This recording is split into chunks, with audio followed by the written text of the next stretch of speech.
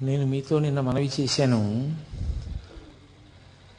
అరుణాచల క్షేత్రాన్ని చేరుకున్న తరువాత రమణ మహర్షిలో విశేషమైనటువంటి భగవదానుభవాన్ని పొందడానికి కావలసినటువంటి అవకాశం ఆయనకి చిక్కింది. ఆయన యొక్క చిట్ట చివరి ప్రయోజనం అది తప్ప వేరొకటి ఆయనకి లేదు. ఆయనకి లేదు కాదు, యథార్థమునకు ఎవరికైనా చిట్ట చివరికి పొందవలసినటువంటి స్థితి అది సాధన చేత. కాబట్టి ఆయన కేవలము భగవదనుభవమునందు మునిగి తనకన్నా వేరొకటి లేదు అన్న భావనతో అంటే ఆ రకమైనటువంటి ఆత్మ అనుభవంలోకి వచ్చినటువంటి కారణం చేత బ్రహ్మానందం అనుభవిస్తూ ఉన్నారు. దానివలన శరీరం ఎన్ని వైక్లభ్యములను పొందినప్పటికీ ఆయన దాని గురించి స్పృహ పొందలేదు. కానీ అక్కడ సహజంగా కొడుకు ఏమైపోయాడనేటటువంటి ఆర్తి ప్రధానంగా ఉండేటటువంటిది తల్లికి. ఆ తరువాత అన్నదమ్ములకు ఉంటుంది, పినతండ్రులకు ఉంటుంది. ఆ కారణం చేత పిల్లవాడు ఎందుకు వెళ్ళిపోయి ఉంటాడు అన్నది ప్రారంభమైంది. దాని గురించినటువంటి ప్రశ్న ఏదో ఎవరికి నోటికి వచ్చిన మాట వాళ్ళు చెప్పారు. ఎక్కడో బడిలో ఎవరైనా సరిగ్గా చదవట్లేదని దెబ్బలాడారేమో అన్నారు. 3 రూపాయలు పుచ్చుకుని వెళ్ళిపోయాడు. 3 రూపాయలతో ఏం చేస్తాడు, డబ్బు అయిపోయిన తర్వాత వాడే తిరిగి వస్తాడన్నారు. కాదు పిల్లవాడు ఏదో దారి తప్పాడు, ఎక్కడికో వెళ్ళిపోయాడు అన్నారు. ఎవరి నోటికి వచ్చిన మాట వాళ్ళు అన్నారు. అన్నగారు ఏమైనా అన్నాడేమో నాగస్వామి అన్నారు కొంతమంది. కాదు బాబయ్యే ఏమైనా అన్నాడేమో ఆ సుబ్బయ్యర్ గారని చెప్పి కొంతమంది అన్నారు. పినతల్లి ఏమైనా అందా అని కొంతమంది అన్నారు. ఎవరికి వచ్చిన మాట, ఎవరికి వచ్చిన ఊహ వాళ్ళు చెప్తూ వచ్చారు. చిట్ట చివరికి ఎవరో ఒక వార్త ప్రచారం చేశారు. తిరుచిరాపల్లిలో నాటకాలకు సంబంధించినటువంటి ఒక సంస్థలో ఈయన సభ్యుడిగా చేరిపోయాడు వెంకటరామన్ అని. వెంటనే పాపం తల్లికి ఆర్తి ఉంటుంది కదూ, అందుకని ఆవిడ ఆ పినతండ్రిని వెళ్ళమని అడిగింది. అప్పటికే సుబ్బయ్యర్ గారి శరీరం విడిచిపెట్టేశారు. ఆ మిగిలినటువంటి నెల్లియప్పయ్యర్ గారు వెంటనే బయలుదేరి అక్కడ భోగట్టా చేసి వస్తే మనిషిని పోలిన మనిషి ఉంటాడు. దూరం నుంచి చూస్తే అచ్చు వెంకటరామన్ ఎలా ఉంటాడో, వెంకటరామన్ అంటే పూర్వాశ్రమంలో భగవాన్ రమణులు అనుకోండి. నిజానికి ఆయన శాస్త్రీయ సన్యాసము అని ఏమీ స్వీకరించలేదు. అరుణాచలానికి 24 కిలోమీటర్ల పరిధిలో దీక్షానియములేమీ లేవు కనుక ఆయన ఎలా బయలుదేరాలో అలాగే కూర్చుండిపోయారు. ఒక కౌపీన ధారణ ఒకటే చేశారంతే. కాబట్టి వెళ్ళి చూస్తే దూరం నుంచి చూసినప్పుడు వెంకటరామన్ ఎలా ఉంటాడో అలాగే ఉన్నాడు. అందులో ఒక నటుడు. అయ్యో వీడు మన పిల్లవాడు కాదని తిరిగి వచ్చారు.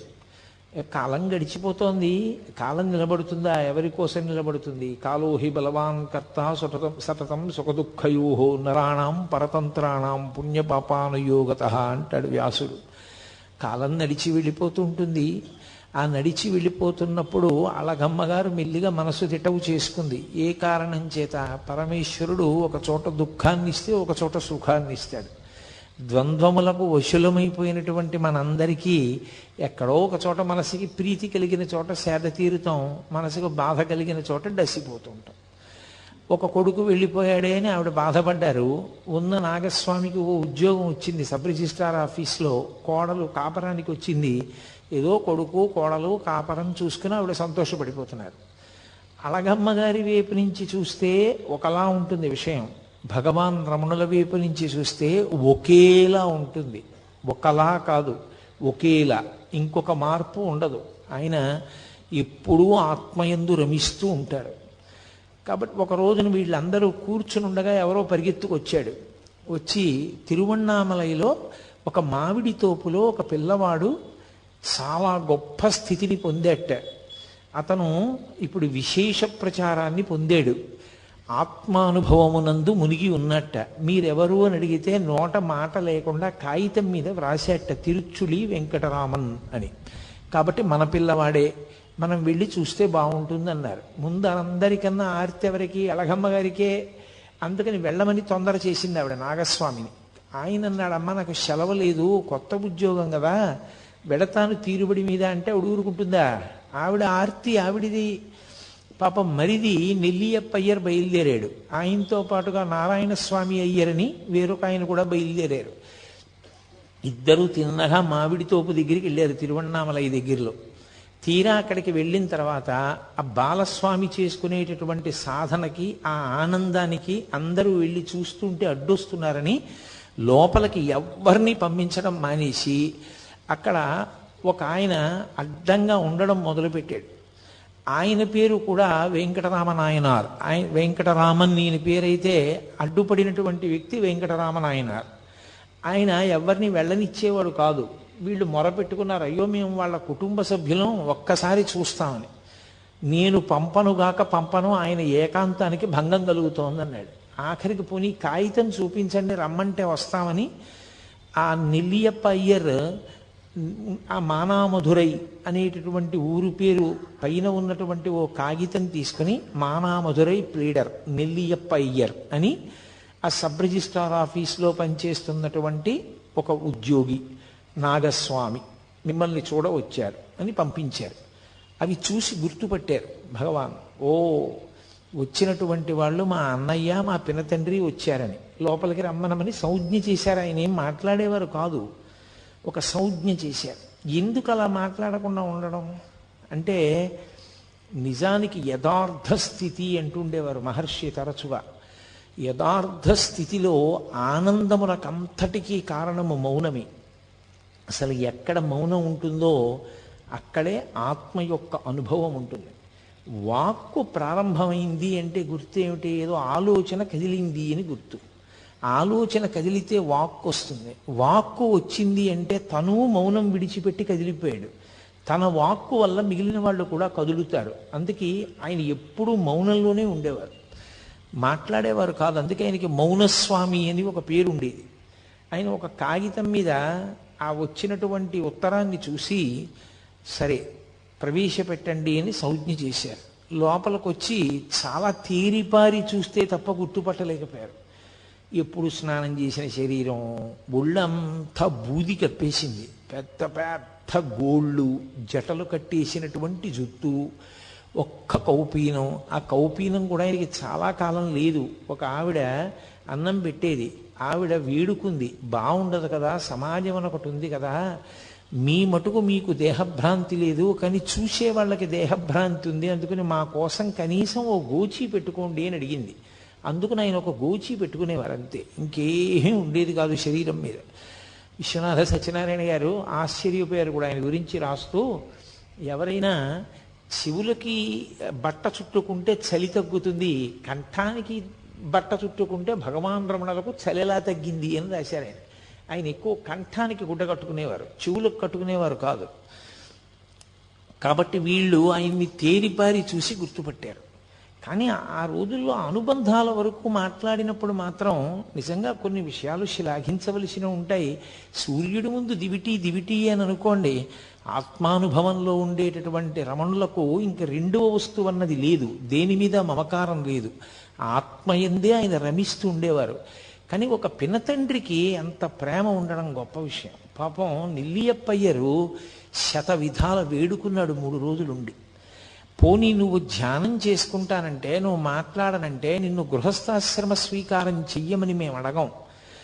మా ఊళ్ళోనే ఒక సిద్ధుని సమాధి ఉంది, ఆ సమాధి దగ్గర నీకు ఒక పందిరి కట్టిస్తాను, అందులో కూర్చో, అందులో చేసుకో, ఇంటి నుంచి భోజనం పంపిస్తాం. కానీ కళ్ళ ముందు పిల్లవాడు ఇలా ఎక్కడో ఇలా మట్టి కొట్టుకుపోయి ఉంటే మాకు చాలా బాధగా ఉంది, నువ్వు వచ్చేయవలసింది అని 3 రోజుల పాటు అన్న, తమ్ముడు, అన్నగారు, పినతండ్రి గారు కలిసి విపరీతంగా ఏడుస్తూ ప్రాధేయపడ్డారు. అన్నీ వినేవారు. నిర్లిప్తుడు. ఆయన ఏ విధమైనటువంటి కదలిక ఉండేది కాదు, ముఖంలో కనీసం చిన్న మార్పు కూడా ఉండేది కాదు. అది కారణం ఏమిటి అంటే ఇంకా ఆ మనసుకి సంగములు లేవు. వీడు మావాడు, వీడు పైవాడు, అసలు ఆ అనుబంధములు లేవు. ఆయనకున్న అనుబంధం అంతా ఒక్కటే, పరమేశ్వరుడు ఆత్మ. ఆ ఆత్మయే ఈశ్వరుడు, దాని యందు రమిస్తుండేవారు. అంత పూర్ణ వైరాగ్యము జ్ఞానము పక్కపక్కనే ప్రవహిస్తాయి. అది నోటి మాటలతో చెప్పినంత తేలిక విషయం కాదు, అది అనుభవించిన వాడికి, అంత వేదాంత స్థాయిని పొందినటువంటి మహాపురుషులకొక్కరికే అర్థమవుతుంది. రామకృష్ణ పరమహంస చెప్తుండేవారు, ఒక ఆయనకి ఒక్కడే కొడుకు, హఠాత్తుగా కొడుకు చచ్చిపోయాడు. చచ్చిపోతే తల్లి ఏడుస్తోంది. ఈయన వేదాంతి, ఈయన ఏమీ ఏడవట్లేదు. ఆవిడ వచ్చింది, కొడుకు చచ్చిపోయాడని ఏడవట్లేదు, నీ కంట ఒక్క నీటి చుక్క రాదేమయ్యా, నువ్వు ఏడవమే అంది. ఆయన అన్నాడు, నిన్న రాత్రి కలలో నేను మహారాజుని, నాకు 11 మంది సమర్థులైన కుమారులు, నేను తెల్లవారి నిద్ర లేచేసరికి వాళ్ళు లేరు. స్వప్నంలో నిన్న రాత్రి రాజునయ్యాను, 11 మంది కొడుకులున్నారు, తెల్లవారు లేచేటప్పటికి వాళ్ళు లేరు. వాళ్ళ కోసం ఏడవనా? తెల్లవారిన తర్వాత ఉన్న ఒక్క కొడుకు చచ్చిపోయాడని వీడి కోసం ఏడవనా? ఎవరి కోసం ఏడవను, అందుకని ఏడవడం మానేశానన్నాడు. అంటే ఆయనకి జీవితం స్వప్నతుల్యం. ఆయన అలా పట్టించుకునేవాడు కాదు. ఏ అనుబంధమా అనుబంధం అంతే. వాటితో సంగం ఉన్నవాడు కాదు. అది నోటితో చెప్పినంత తేలిక కాదు ఆ స్థాయి ఏర్పడడం. అందుకని ఆయన యందు ఏ విధమైనటువంటి మార్పు కలగలేదు. వాళ్ళతో వచ్చినటువంటి నారాయణ స్వామి అయ్యర్ అనే వ్యక్తికి చాలా కోపం వచ్చింది. ఇంత బతిమాలుతున్నా ఈ పిల్లాడు రానంటున్నాడు, ఏమిట్రా అంత బతిమాలుతాడు, అంత చిక్కిపోయి ఉన్నాడు, వీడు మన ఏం చేస్తాడు, ముగ్గురం కలిసి సాయం పట్టి కట్టి పట్టుకుపోదాను రండని వెళ్ళి మీద పడి పట్టుకోపోయాడు.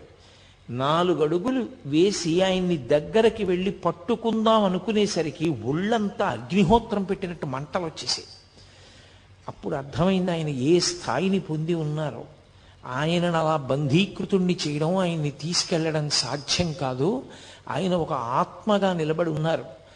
సర్వదా ఆయన ఆ స్థాయిలో ఉన్న కారణం చేత పరమేశ్వర స్వరూపుడై ఉన్నాడు. ఆయన అభీష్టానికి వ్యతిరేకంగా చేయడం ఎవరికీ సాధ్యం కాదని మళ్ళీ ముగ్గురు కలిసి వెళ్ళిపోయారు. వెళ్ళిపోయి బాధపడుతూ అళగమ్మ గారికి చెప్పారు.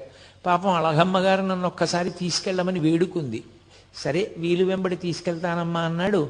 అలా కొంతకాలం అయిపోయింది. అయిపోయిన తర్వాత ఆయన మిల్లిగా ఈ మామిడి తోపులోకి చాలామంది జనం ఆయన దర్శనార్థం వచ్చేయడం మొదలుపెట్టారు. దానివల్ల చెట్ల కొమ్మలన్నీ విరిగిపోయి, కాయలన్నీ రాలిపోయి, వాటికి అలజడి కలుగుతోంది. మన వలన ఎవరికో ఇబ్బంది కలగడం ఎందుకని ఆయన ఆ ప్రదేశాన్ని విడిచిపెట్టి మెల్లిగా కొండ మీద విరూపాక్ష గుహకి చేరుకున్నారు. ప్రపంచం చాలా విచిత్రంగా ఉంటుంది. మీరు రమణ మహర్షి అనేటటువంటి ఒక తెర మీద ఒక చలనచిత్రాన్ని చూసినట్టు చూడొచ్చు. స్వార్థ స్వభావం ఉండేటటువంటి వ్యక్తులు ఎంత పవిత్ర జీవనం గడిపే వారి యొక్క జీవితంతో కూడా వ్యాపారం చేస్తారు. ఆ విరూపాక్ష గుహలో ఒక మహానుభావుడు పరమేశ్వరుడు గురించి తపస్సు చేసి ఈశ్వరానుగ్రహంతో బూది కుప్పగా మిగిలిపోయాడు ఆయన. ఆ విరూపాక్ష గుహని ఏదో కోర్టులో కేసు నడిచింది, ఆఖరికి ఒక మఠం నెగ్గింది. దాని ఏజెంట్ ఒకరిని నియమించారు ఆ గుహని చూడమని. మీలో ఎవరైనా విరూపాక్ష గుహ చూశారో లేదో నాకు తెలియదు. ఆ గుహకి ఒక ప్రత్యేకత ఉంది. అరుణాచల పర్వతం నుంచి గాలి వేసినప్పుడు ఆ గుహలోకి గాలి ప్రవేశిస్తే ఓంకారం వినపడుతుంది, ప్రణవం. అది చాలా గొప్ప గుహ ఆ అరుణాచలంలో. అటువంటి గుహలో రమణ మహర్షి కూర్చుని తపస్సు చేసుకుంటూ ఉండేవారు. తపస్సు అన్న మాటకి నేను మీతో 1కి 10 మార్లు చెప్పాను. ఆయన బ్రహ్మానందానుభవమే తప్ప తపస్సు అని అనడానికి ఏం లేదు. కాబట్టి ఆయన గుహలో ఉంటుండేవారు. చాలామంది కొండ ఎక్కి గుహలో ఉన్న రమణుల దర్శనానికి వస్తుండేవారు. ఇతను మిల్లిగా ఏం చేశాడంటే, అది విరూపాక్ష గుహ చూడడానికి వస్తున్నారు అని పేరు పెట్టి టిక్కెట్టు పెట్టి డబ్బు వసూలు చేసుకోవడం మొదలుపెట్టాడు. చాలామంది పాపం రమణ మహర్షిని చూడాలనుకున్న వారు డబ్బు కట్టి లోపలికి వెళ్ళి చూసి వస్తుండేవారు. ఇతనంతా ఏమని ప్రచారం చేశాడంటే, లోపల కూర్చున్న రమణుల గొప్ప కాదు, విరూపాక్ష గుహ గొప్ప, గుహ చూడ్డానికి వస్తున్నారనేవాడు. ఇది భగవాన్కి తెలిసింది. తెలిసి ఆయన మెల్లిగా దాని మించి దిగిపోయి వేరే ఎదురుగుండా ఉన్నటువంటి మామిడి చెట్టు గుహనో గుహ, ఆ చెట్టు తొర్ర ఉన్న గుహలోకి వెళ్ళిపోయారు. వెళ్ళిపోయినా ఇతను ఏం చేశాడంటే, రోడ్డు కింద మార్గంలో కాపు కాసి వెళ్ళేటటువంటి వాళ్ళందరి దగ్గర అక్కడే వసూలు చేసేసుకుంటూ ఉండేవాడు డబ్బు. అరేరే, నిష్కారణంగా నా కోసం వస్తున్న వాళ్ళందరూ ఇంత ఇబ్బంది పడి డబ్బు కట్టవలసి వస్తోందని అక్కడి నుంచి బయలుదేరి భగవాన్ కిందకి వెళ్ళిపోయారు. వెళ్ళిపోయి కొండ పాదంలో ఉండేటటువంటి అరుణగిరినాథర్ దేవాలయంలో కొంతకాలం ఉన్నారు. ఎంత విచిత్రంగా ఉంటుందంటే ప్రపంచం. ఆ తర్వాత ఏదో తప్పు తెలుసుకున్నాడు, పొరపాటు అయిపోయిందన్నాడు, విరూపాక్ష గుహలోనే ఉండమన్నాడు. మళ్ళీ రమణ మహర్షి విరూపాక్ష గుహలోకే వెళ్ళారు. ఒంటి మీద ఉన్న బట్ట మారిస్తేను, బట్ట రంగు మారిస్తేను లోపల ఉన్న బుద్ధులు ఎక్కడికి పోతాయి? బట్ట మారిస్తే బుద్ధి పోతుందా? బట్ట రంగు మారితే బుద్ధి పోతుందా? సన్యాసులమని పేరు చెప్పుకొని కాషాయం కట్టుకుని తిరిగేటటువంటి ప్రబుద్ధులు కొందరు అరుణాచల పర్వతం మీద ఉండేవారు ఆ రోజుల్లో. వాళ్ళకి రమణ మహర్షి మీద అపారమైనటువంటి కక్ష. ఎందుకని అంటే ఆయన వచ్చిన తరువాత అందరూ ఆయన దర్శనానికి వెడుతున్నారు అని. అందులో జటాస్వామి అని ఒక స్వామి ఉండేవాడు. ఆయన ఎవరైనా అరుణాచల పర్వతంలో ఏదైనా గుహలో ప్రవేశించి తపస్సు చేద్దామంటే ఆయన పైనుంచి ఎవరికీ కనపడకుండా రాళ్ళు దొల్లిస్తుండేవాడు పెద్ద పెద్దవి. అది చూసి బాబోయ్ ఇక్కడ ఈ కొండలో భూకంపాలు వస్తాయిలా ఉంది, ఇలా శిలలు దొల్లుతాయిలా ఉంది, ఎక్కడో మనం చూసుకోకపోతే వచ్చి నెత్తి మీద పడుతుందని కొండ దిగి వెళ్ళిపోయేవారు. ఎవరు కొండ మీద ఉండేవారు కాదు, ఆయన ఒక్కడే ఉండేవాడు. ఆయన ఒక సన్యాసి, ఆయన పేరు జటాస్వామి. ఎందుకు ఆయనకి ఆ పని అంటే దానికి అర్థం లేదు. అదొక స్వార్థం. అరుణాచల పర్వతం మీద తాను తప్ప ఎవరూ ఉండకూడదు. ఒకసారి రమణ మహర్షి రాళ్ళు ఎక్కడి నుంచి పడుతున్నాయో గమనించి అతని ఊహకు అందడానికి వీలు లేకుండా వేరొక వైపు నుంచి కొండ ఎక్కి అతను రాళ్ళు దొల్లిస్తుంటే పట్టుకున్నారు. పట్టుకుంటే రాళ్ళు దొల్లిస్తున్నవాడు రమణ మహర్షిని చూసి సిగ్గుపడాలి. అతను సిగ్గుపడలేదు. అరగంట సేపు నవ్వాడు. అరగంట సేపు నవ్వి పెద్ద వికటాట్టహాసం చేసి వెళ్ళిపోయాడు. కానీ మీరు ఒక్క విషయం గమనిస్తూ ఉండాలి. రమణులు ఉదాసీనులు. ఆయన పక్కన మీకు ఇటువంటి వ్యక్తులందరూ కనపడుతుంటారు. ఆయనకి దేనితో సంబంధం లేదు. వీడు ఇటువంటి వాడు, వాడు అటువంటి వాడు అన్న మాట ఆయన ఏమనరు. ఆయన ఎప్పుడైనా ఎవరికైనా చెప్తే అసలు నోరు విప్పి చెప్తే ఒక్క మంచి మాట, ఇలా ఎందుకు చేస్తావు తప్పు కదూ అంతే. దానికి అరగంట నవ్వాడు అతను. నిజంగా ఆ మాట ఆయన అన్నందుకు చెయ్యి పట్టుకున్నందుకు మార్పు రావాలి. రాలేదు సరికదా, అరగంట సేపు నవ్వి కొండ దిగి వెళ్ళిపోయాడు. ఎంత చిత్ర విచిత్రమైనటువంటి వ్యక్తులు ప్రపంచంలో ఉంటారో. ఆయన నా కోసం ఇంతమంది వస్తారని కానీ, నేను విరూపాక్ష గుహలో తపస్సు చేస్తున్నానని కానీ, నేను బ్రహ్మానందం అనుభవించేవాడిని కానీ, నేను వీడిని పట్టుకున్నానని కానీ, వీడి గురించి 10 మందికి చెప్దామని కానీ ఆయనకి ఏమీ ఉండదు.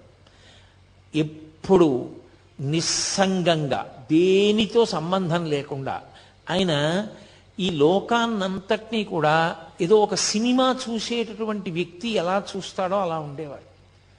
ఆయన అనుభవం అంతా ఆత్మతోటే. ఇవన్నీ గుణసంగము వలన ఇలా ప్రవర్తిస్తూ ఉంటారు అన్నట్లుగా చూస్తుండేవారంతే. అందుకే పరమ ఉదాసీనుడు. ఒక వేదాంతికి ఆత్మని అనుభవించినటువంటి మహాపురుషులకు ఉండేటటువంటి ఆ ఉదాసీనత ఏది ఉంటుందో దాని రాశీభూతమే రమణ మహర్షి. అందుకే ఆయన దేనికి విచలితుడవడం కానీ, ప్రతిస్పందించడం కానీ, దాన్ని బట్టి ఆయన మనసు వ్యగ్రత పొందడం కానీ, లేకపోతే ప్రసన్నం అవ్వడం కానీ, హావభావాలు మారడం కానీ, మాటలో వ్యగ్రత కానీ, మాటలో భయం కానీ ఏమీ ఉండేవి. ఎప్పుడూ ఒక్కలాగే ఉండేవారు.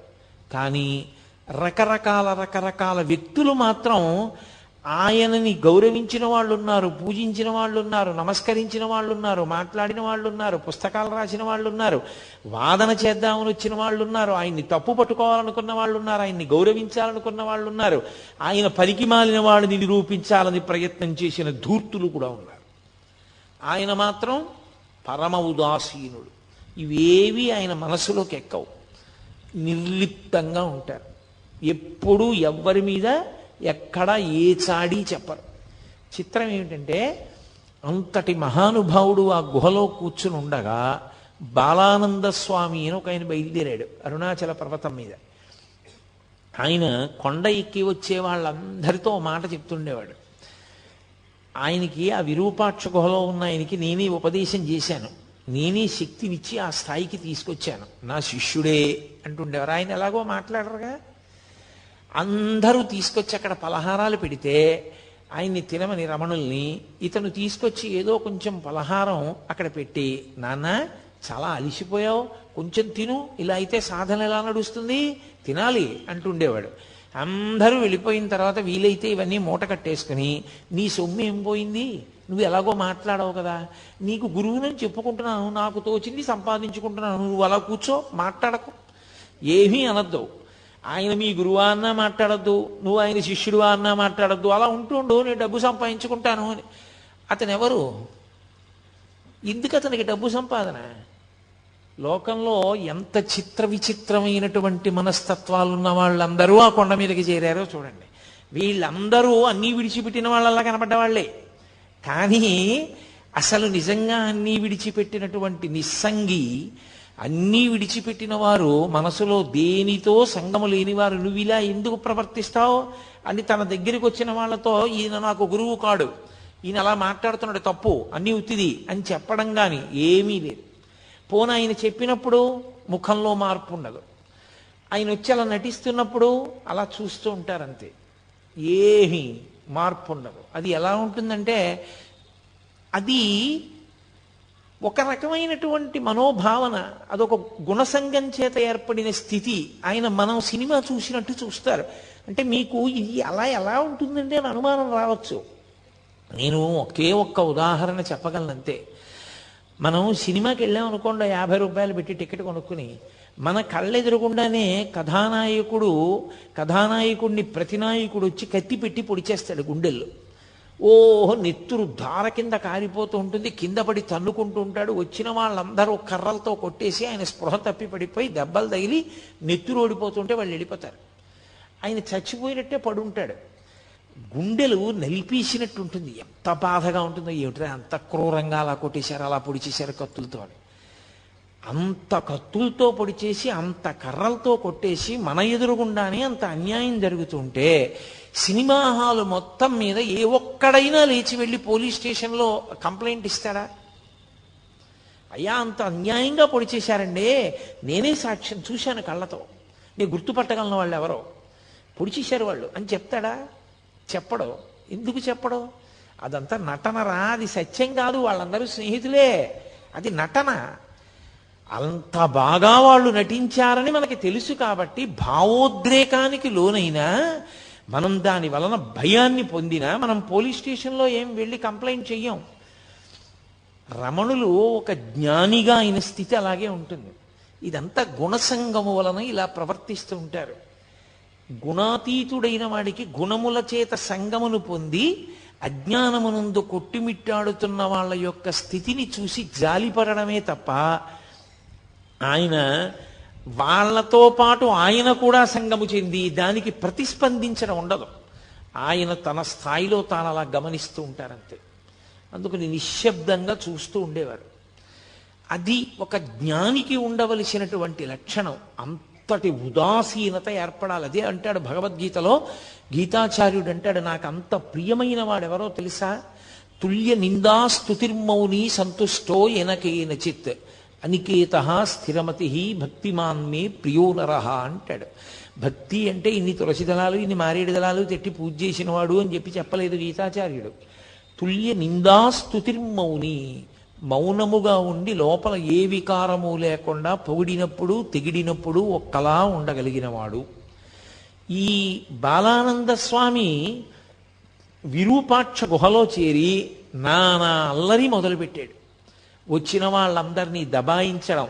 ఆయన మాట్లాడరు కదా అని తనకి లొంగిపోయినవాడు, తనకి వశుడైపోయినవాడు, తనంటే భయపడిపోతున్నాడని ఆయన అనుకున్నాడు తప్ప ఆయన ఏ విధమైన ప్రతిస్పందన ఆయన ఎందు లేదు. ఆయన కేవలము మౌనంలో తనలో తాను రమిస్తూ ఉన్నటువంటి వ్యక్తి అన్న ఆయన స్థాయిని అర్థం చేసుకోలేకపోయాడు.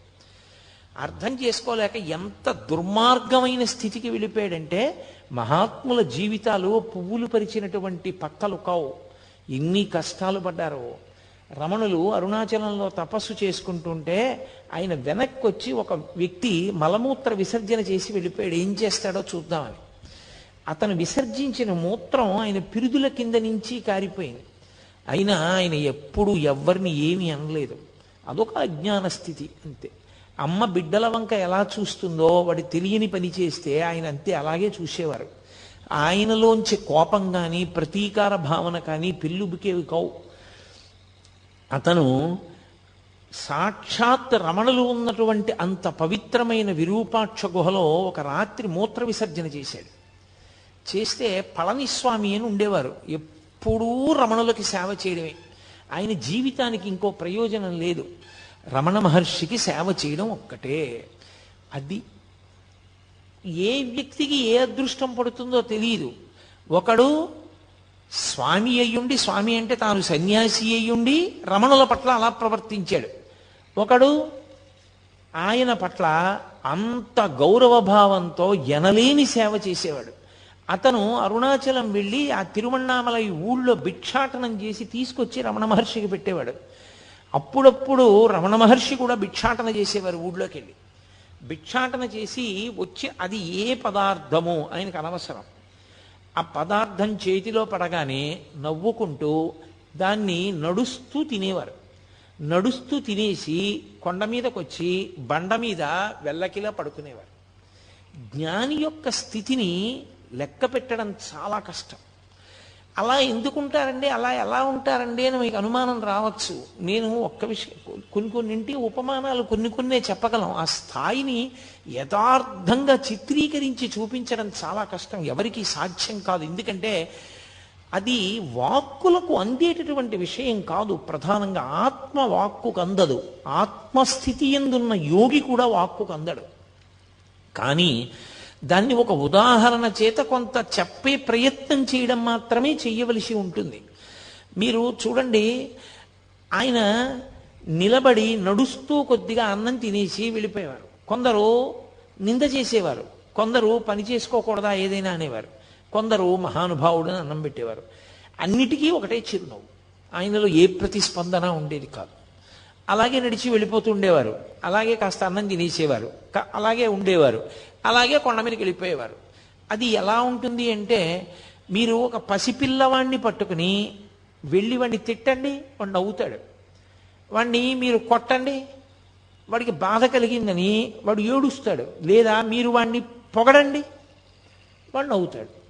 వాడిని నింద చేసినా, మీరు నింద చేస్తూ మాట్లాడుతున్నా వాడు నవ్వుతూనే ఉంటాడు. వాణ్ణి మీరు పొగుడుతున్నా వాడు నవ్వుతూనే ఉంటాడు. వాడికి మీరు నిందిస్తున్నారని ప్రతిస్పందన ఉండదు, మీరు పొగుడుతున్నారని ప్రతిస్పందన ఉండదు. ఆ నింద కానీ పొగట్ట కానీ వాడి మనసు పుచ్చుకుంటే కదా, అప్పటికి చేతకానితనం ఇంకా. కానీ ఆయనది చేతనైన తనం అయ్యుండి పుచ్చుకోదు, మనసు పుచ్చుకోదు. కనుక ఆయన ఒక నవ్వు నవ్వేస్తారు. పాపం అమాయకత్వం అనుకుంటారంతే. ఇక మరి భిక్షకెందుకు వెళ్ళడం అంటే, ఈ శరీరానికి ఓ వ్యాధి వచ్చిందనుకోండి, ఈ మోకాలు నిప్పెడుతోంది అనుకోండి, నాకు ఈ మోకాలు నిప్పెడితే, ఏమంటే ఈ మోకాలు ఏమిటో చాలా నిప్పెడుతోంది, కూర్చోలేకపోతున్నాను పూర్వంలో ఉపన్యాసానికి, చాలా బాధ పెడుతోంది ఇది అని ఓ డాక్టర్ దగ్గరికి వెళ్ళాను అనుకోండి. ఆ డాక్టర్ గారు ఏదో నాకు ఔషధిని ఇచ్చి ఇది తాగవయా అన్నారు. ఆ ఔషధం చాలా చేదుగా ఉంది, అది ఓ పూట వేసుకుంటున్నాను. ఏదో ట్యాబ్లెట్ ఇచ్చి చప్పరించన్నారు, అది చాలా తియ్యగా ఉంది. ట్యాబ్లెట్ చాలా తియ్యగా ఉంది కదా అని రోజుకు ఒకటి చప్పరించమంటే 10 చప్పరిస్తానా? అది ఒక్కటి చప్పరించమన్నాడు, ఒకటే చప్పరిస్తాను. ఇంకొక ఔషధం చేదుగా ఉంది, అబ్బా తాగడానికి అసహ్యంగా ఉంది, కానీ మానేస్తానా? తాగుతాను. జ్ఞాని దృష్టిలో ఆకలి ఈ శరీరానికి ఒక రోగం. మందు వేసుకునేటప్పుడు మందుకి రుచి ఎలా చూడరో, ఈ శరీరానికి ఒక వ్యాధి ఆకలి. ఈ ఆకలి తీరడానికి, జబ్బు తగ్గడానికి ఔషధం పడేసినట్టు ఆకలి అన్న వ్యాధి తీరడానికి పదార్థం పడేస్తాడు.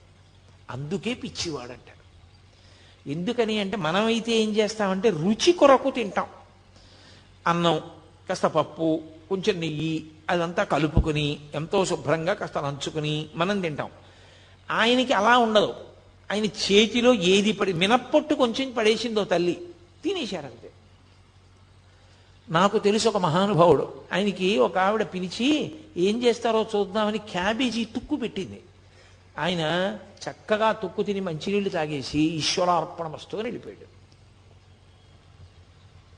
జ్ఞానులు అలా ఉంటారు, వాళ్ళకి రుచితో సంబంధం ఉండదు. దీనికి ఆకలేసింది, దీనికి వ్యాధి పుట్టింది, మందేశావు. దీనికి ఆకలన్న వ్యాధి పుట్టింది, కాస్త అన్నం పడేస్తారు. అన్నం కాదు, భవతి భిక్షాందేహి అన్నప్పుడు చేతిలో ఏం పడిందో అది పడేస్తారు కడుపులో, అంతే. మరి దానివల్ల ఏమంటే ఇది ఏమైనా అయిపోదా? అయిపోకుండా ఉండడం ఉంటుందా అసలు? పోనీ దీనికి నువ్వు ఏది పెట్టాలో అదే పెడుతూ జాగ్రత్త తీసుకుంటే ఉంటుందా? సత్యం ఆత్మ, ఇది అసత్యం వెళ్ళిపోతుంది, కానీ వెళ్ళిపోయే వరకు పాడు చేయకూడదు. బట్టి దానికి జబ్బు వస్తే మందేశాడు. కాబట్టి ఆయన వెళ్ళేవారు భిక్షకి. అది జ్ఞాని యొక్క స్థితి.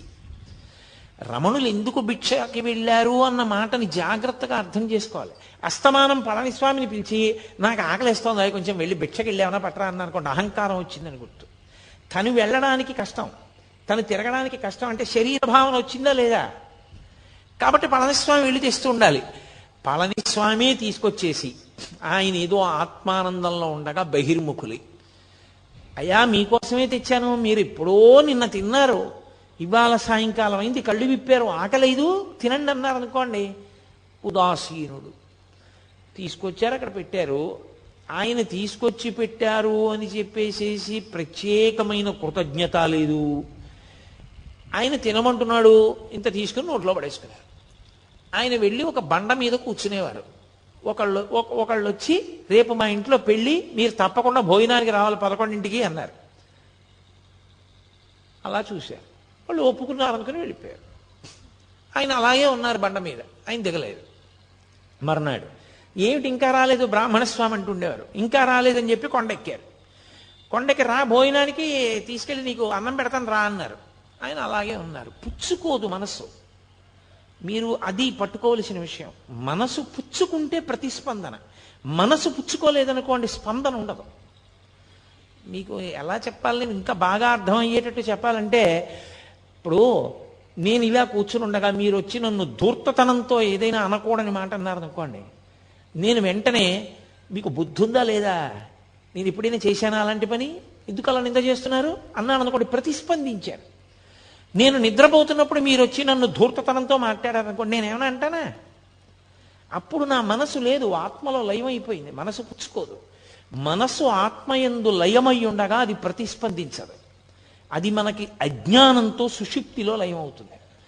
ఆయనకి జ్ఞానము చేత జాగృతి యందు లయిస్తుంది. అదే తేడా. అది ఎలా జరుగుతుంది అంటే అనుభవం చేత తెలుసుకోవాలి తప్ప ఇంకా అంతకన్నా చెప్పడానికి వాక్కులు ఉండవు. కాబట్టి ఆత్మస్థితి అంటారు దాన్ని. అది వాక్కులకు అందదు. కాబట్టి వస్తానన్నావు భోజనానికి రాలేదే, ఇది వీళ్ళ భావనలు, ఇవన్నీ వీళ్ళ ప్రతిస్పందనలు. అసలు ఆయన నిన్న విన్నది లేదు, లోపలికి వెళ్ళింది లేదా మాట, ఇప్పుడు చెప్పిన మాట వింటలేదు. ఆయన ఆత్మగా లోపల ఆనందంలో ఉన్నారు. ఆయన ఏమిటి అంత పిలిచినా పలకడి అంతసేపు నించుంటాను రెండని చంకల కింద చేతులేసి ఎత్తుకుపోయారు.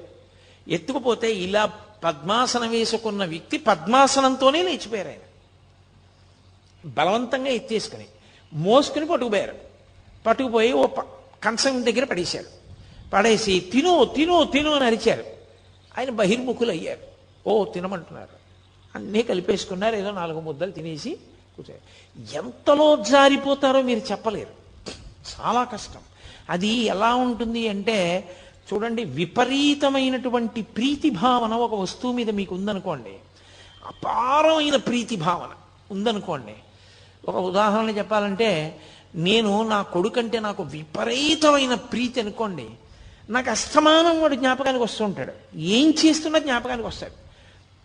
నేను ఆఫీసులో కూర్చుని ఇలా పెన్ తీశాను అనుకోండి, black pen, black refill pen సన్నగా రాస్తే వాడికి ఎంత ఇష్టం, వాడికి ఇలాంటి పెన్ను ఒకటి కొనెట్టే పెట్టాలి అనుకుంటాడు. అప్పుడు జారిపోయిందా లేదా?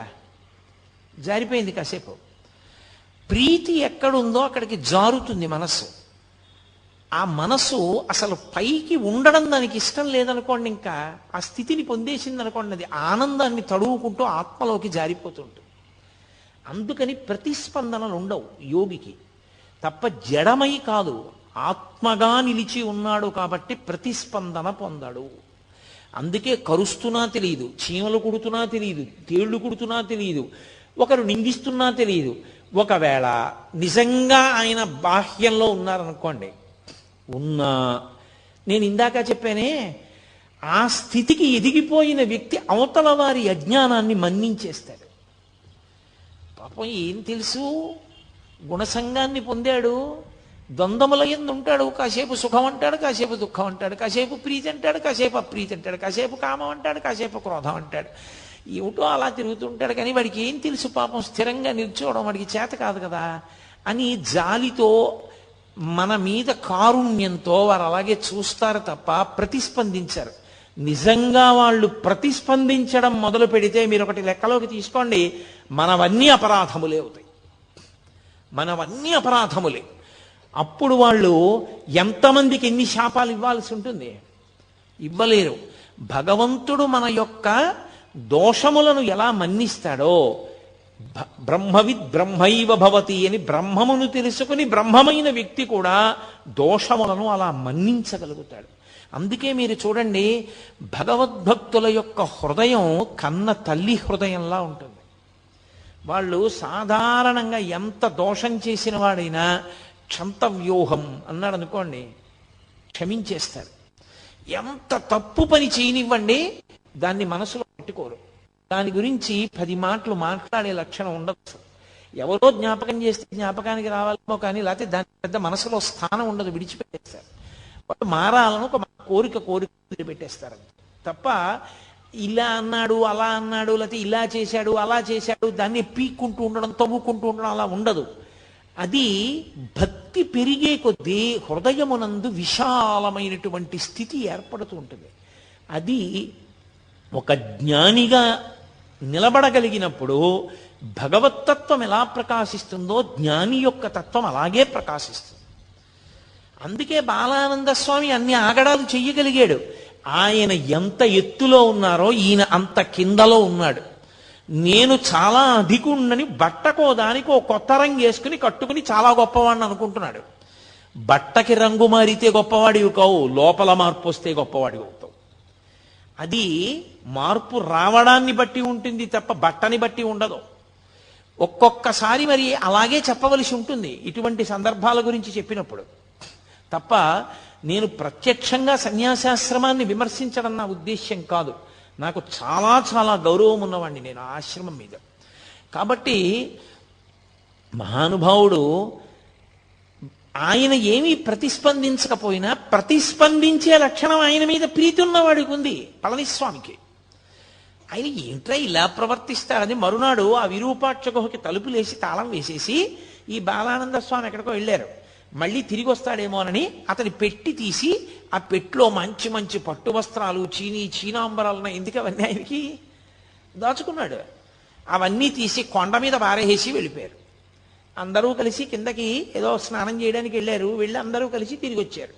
తిరిగి వచ్చి రమణులు యథాప్రకారం కూర్చున్నారు. అందులో గుహలో పైన ఎత్తుగా ఉంటుంది, పక్కకి చీకటిగా ఉండదు. అందులో చాలామంది అసలు కనపడరు మీకు లోపలికి వెడితే. చాలా తీవ్ర ధ్యానంలో కూడా ఉంటారు ఇప్పటికీ. దాని మీద కూర్చుని మళ్ళీ ధ్యానంలోకి వెళ్ళబోతున్నారు ఆయన. ఈ బాలానంద స్వామి వచ్చాడు. ఈ పళనస్వామి నా వస్తువులన్నీ తీసుకెళ్లి వీధిలో పారేశాడు, వీడిని వెంటనే గుహలోంచి పంపించేస్తావా, పంపించేయరా. ఇప్పుడేమిటి ఆ నాటకం? తన మీద ప్రీతి ఉన్నటువంటి వాడు తనకి అప్రీతితో ఉన్నవాడి పట్ల మర్యాద విడిచిపెట్టి ప్రవర్తించాడన్న ఖేదం ఆయనకి కలిగింది. ఈ ప్రీతి అప్రీతి రమణులకు ఏమైనా ఉందా? ఆయన అలా చూస్తున్నారు, ఏమీ మాట్లాడటం లేదు, ఏమీ ప్రతిస్పందన లేదు. అది అసంగత్వము అన్న మాటకు అర్థం. అది సత్సంగత్వే నిస్సంగత్వం అంటారు శంకరాచార్యుల వారు. అది నిస్సంగ బుద్ధి అంటే దేని మీద సంగం లేదు. ఆయన అలా చూస్తున్నారు. ఇంత నేను నోరు కొట్టుకుని అరిచినా నువ్వు పళనిస్వామిని పంపించలేదని రమణ మహర్షి దగ్గరికి వచ్చి ఆయన మొహం మీద ఉమ్మేశాడు. ఆయన అలాగే చూస్తున్నారు. మొహం నిండా ఉమ్ములేశాడు. ఆయన అలాగే చూశారు. ఏం చేస్తాడు ఇంకంతకన్నా? నీకు బుద్ధి లేదన్నాడు, వెళ్ళిపోయాడు. నేను అసలు ఈ కొండ మీద ఉండను, నువ్వు ఏమనుకుంటున్నావో, నేను లేకపోతే నీకు గౌరవం ఉందనుకుంటున్నావా? నా శిష్యుణ్ణని చెప్పాను కాబట్టి వస్తున్నారు నలుగురును అంటే, నలుగురు రాకపోతే ఆయన బెంగపెట్టుకుంటాడని ఆయన ఉద్దేశం. అసలు నిజమైనటువంటి భక్తుడు మనుష్యులకు ఎంత దూరంగా ఉందామా, ఎంత ప్రశాంతంగా ఉందామా అని వెంపర్లాడతారు. భక్తిని అడ్డుపెట్టి పబ్లిసిటీలు కోరుకునే వాళ్ళు ఉంటారు. వాళ్ళు ఎంతమంది రావాలని కోరుకునేవాళ్ళు తప్ప, నిజంగా భక్తితో ఉండాలనుకునేవాడు మౌనంగానో, గ్రంథపఠనం చేసుకుంటూనో, జపం చేసుకుంటూనో గడపాలి. ఏకాంతంగా ఉండాలని అభిలషిస్తాడు తప్ప ఆయనకి ఇంకొక కోరిక ఉండదు. అందుకే మీరు ఎప్పుడైనా గమనించండి, ఆ ఏకాంతంగా ఉండడానికి వాళ్ళకి రాజసౌధాలు అక్కర్లేదు, వాళ్ళకి ఏం అక్కర్లేదు. ఎవ్వరూ రాకుండా వడ్ల బస్తాలు పారేసే గది ఇచ్చి ఆ గదిలో కుర్చీ వేసి ఇక్కడ కూర్చొని చదువుకోవడం, లైట్ వేసి తలుపేసి వెళ్ళిపోయారనుకోండి, వాళ్ళు అందులో హాయిగా కూర్చుంటారు. వాళ్ళకి కావలసింది ఏకాంతం తప్ప సౌకర్యములతోడి ఏకాంతం కాదు. అది ఆయన స్థితి, రమణులది. 10 మంది రాకపోతే బెంగ పెట్టుకుంటారా ఆయన అనుకుంటున్నాడు బాలానంద స్వామి. ఇది ఈయన స్థితి. ఎంత భేదం చూడండి. ఒక్క రమణ మహర్షి యొక్క జీవితాన్ని పరిశీలనం చేస్తే ఆత్మస్థితిని పొందినటువంటి యోగి ఎన్ని కష్టాలు అనుభవించవలసి ఉంటుందో ఆయన అర్థం చేసుకోలేని వాళ్ళు ఎంతమంది చుట్టూ చేరుతారో గమనిస్తే అది ఎంత కష్టమో. అసలు అలా నిలబడడం ఎంత కష్టపడి నిలబెట్టుకోవలసి ఉంటుంది. ఎందుకని ఎక్కడైనా ప్రతిస్పందించారనుకోండి, నోటి వెంట ఏదైనా అన్నారో అయిపోతుంది అంతే, ఆ మాట పోయిందంతే, తపస్సంతా భగ్నమైపోయింది. అలా కానీ రాగద్వేషములకు వశులయ్యారా మళ్ళీ పునర్జన్మల్లో కెడతారు. అందుకని ఎప్పుడూ ఆ స్థాయిలోనే నిలబడి ఉంటారు వాళ్ళు. ఉమ్ములేశాడు, వెళ్ళిపోయాడు, కిందకి వెళ్ళాడు, ఏదో రైలు ఎక్కాడు, వెళ్ళిపోతున్నాడు. ఈ కోపం మీద ఉన్నాడు కదూ, కోపానికి ఓ లక్షణం ఉంటుంది.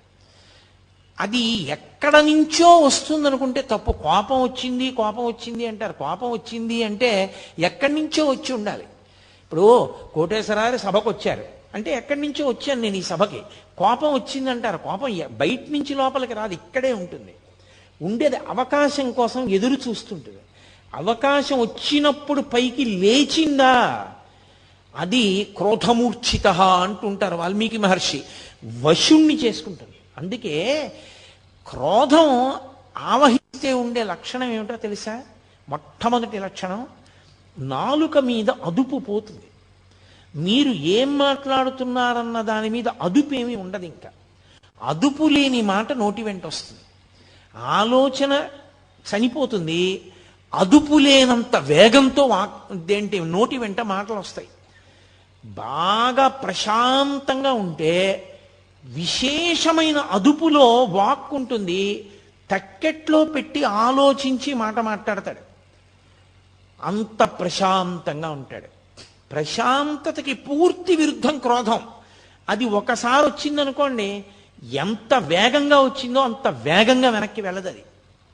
అది పట్టుకుని ఉంటుంది, చాలాసేపు పట్టుకుని ఊపుతుంది. దానికి ఆ లక్షణం ఉంటుంది. అందుకే మీరు చూడండి, ఎవరి మీదో చాలా కోప్పడి చాలా దెబ్బలాడి వెళ్ళిపోతున్నాడు అనుకోండి, మోటార్ సైకిల్ మీద వెళ్ళిపోతుంటే స్పీడ్గా వెళ్ళిపోతూ ఇలా ఇలా అనుకుంటూ తనలో తానే ఏదో ఇలా అనేసుకుంటూ ఉంటాడంటే, అలా అంటాడా నన్ను, నేను ఇలా అనవలసింది, వాడికి సిగ్గు లేదు, నేను ఇలా అన్నాను, ఇంకా ఇలా కూడా అనవలసింది అని ఇంకా ఇంకా తను ఎవరితో దెబ్బలాడాడో వాడు తను ఎదురుగుండా ఉన్నాడు అనుకుని మనసులో ఊగిపోతుంటాడు ఆ క్రోధంతో.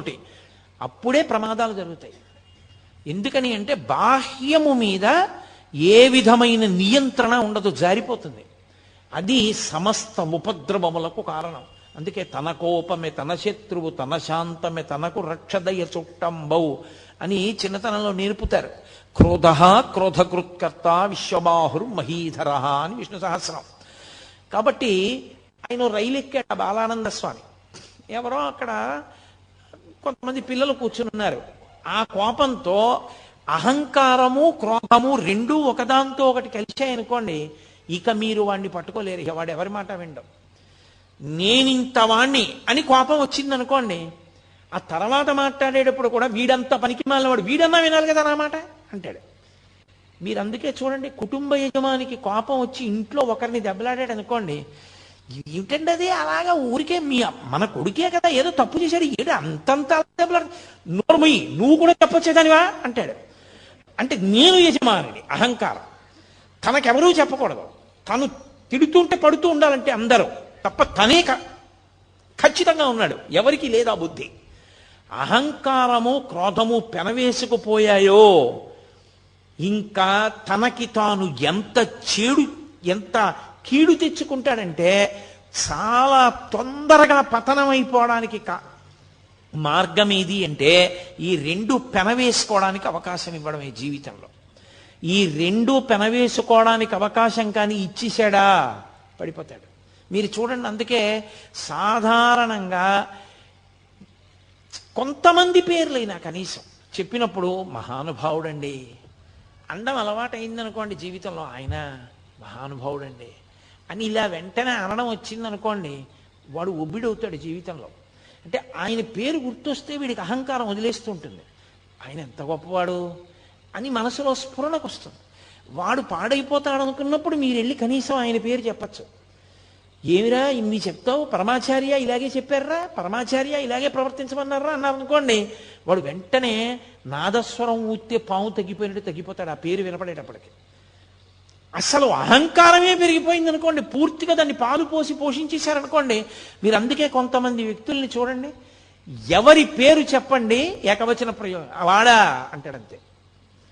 అంటే ఆయన ఉద్దేశ్యం ఏమిటంటే తనకన్నా గొప్పవాడు ఎవరూ లేడు, ఎవరి గురించైనా తానే చెప్పగలడు. అందరిలోనూ దోషములే చూస్తాడు, ఎవరి యందు ఏ గొప్ప గుణాన్ని చూడలేడు. అది ప్రమాదకరమైన లక్షణం. మీరు ఏ ఆశ్రమంలో ఉన్నారన్న దాంతో సంబంధం ఉండదు, మీరు ఎంత సంస్కరించుకున్నారన్న దాంతో మీ గౌరవం, మీరు ఉన్న చోట శాంతి నిలబడి ఉంటాయి. అది లేనినాడు అటువంటి వ్యక్తిని మీరు ఎక్కడికి తీసుకెళ్ళి పెట్టండి, అశాంతే తప్ప శాంతి నిలబడదు. అది రమణ మహర్షిని అడ్డుపెట్టి పరిశీలనం చేసినప్పుడు రమణ తత్వం ఎంత శాంతికారకమో ఆయన పక్కన పెట్టి చూసినప్పుడు ఇవన్నీ అంత అశాంతికారకములు. ఆ పిల్లల్ని పట్టుకొని ధూర్తతనంగా మాట్లాడాడు. రైల్లో ఎక్కిన తర్వాత ఇతనెవరో వాళ్ళకేం తెలుసు, వాళ్ళెవరో ఇతనికేం తెలుసు, నేనింత గొప్పవాడిని నేను అనుకుంటున్నాను కానీ వాడికి ఎలా తెలుస్తుంది నేను గొప్పవాడినో కాదో? తెలియదు కదా. అలా అనుకోవడానికి అవకాశం ఎక్కడ ఉంటుంది? అలా అనుకోకూడదు. అలా అనుకుంటే అసలు నువ్వు జీవితంలో ఇమడలేవు. ఇవాళ రాత్రి సన్మానం అయింది, 150 పూలదండలు వేశారు. రేపు పొద్దున నీ కర్మకాలి రిజర్వేషన్ లేకుండా ప్రయాణం చేయాల్సి వచ్చింది. నువ్వు జనరల్ కంపార్ట్మెంట్లో అవసరమైతే మరుగుదొడ్డి దగ్గర నిలబడాలంతే.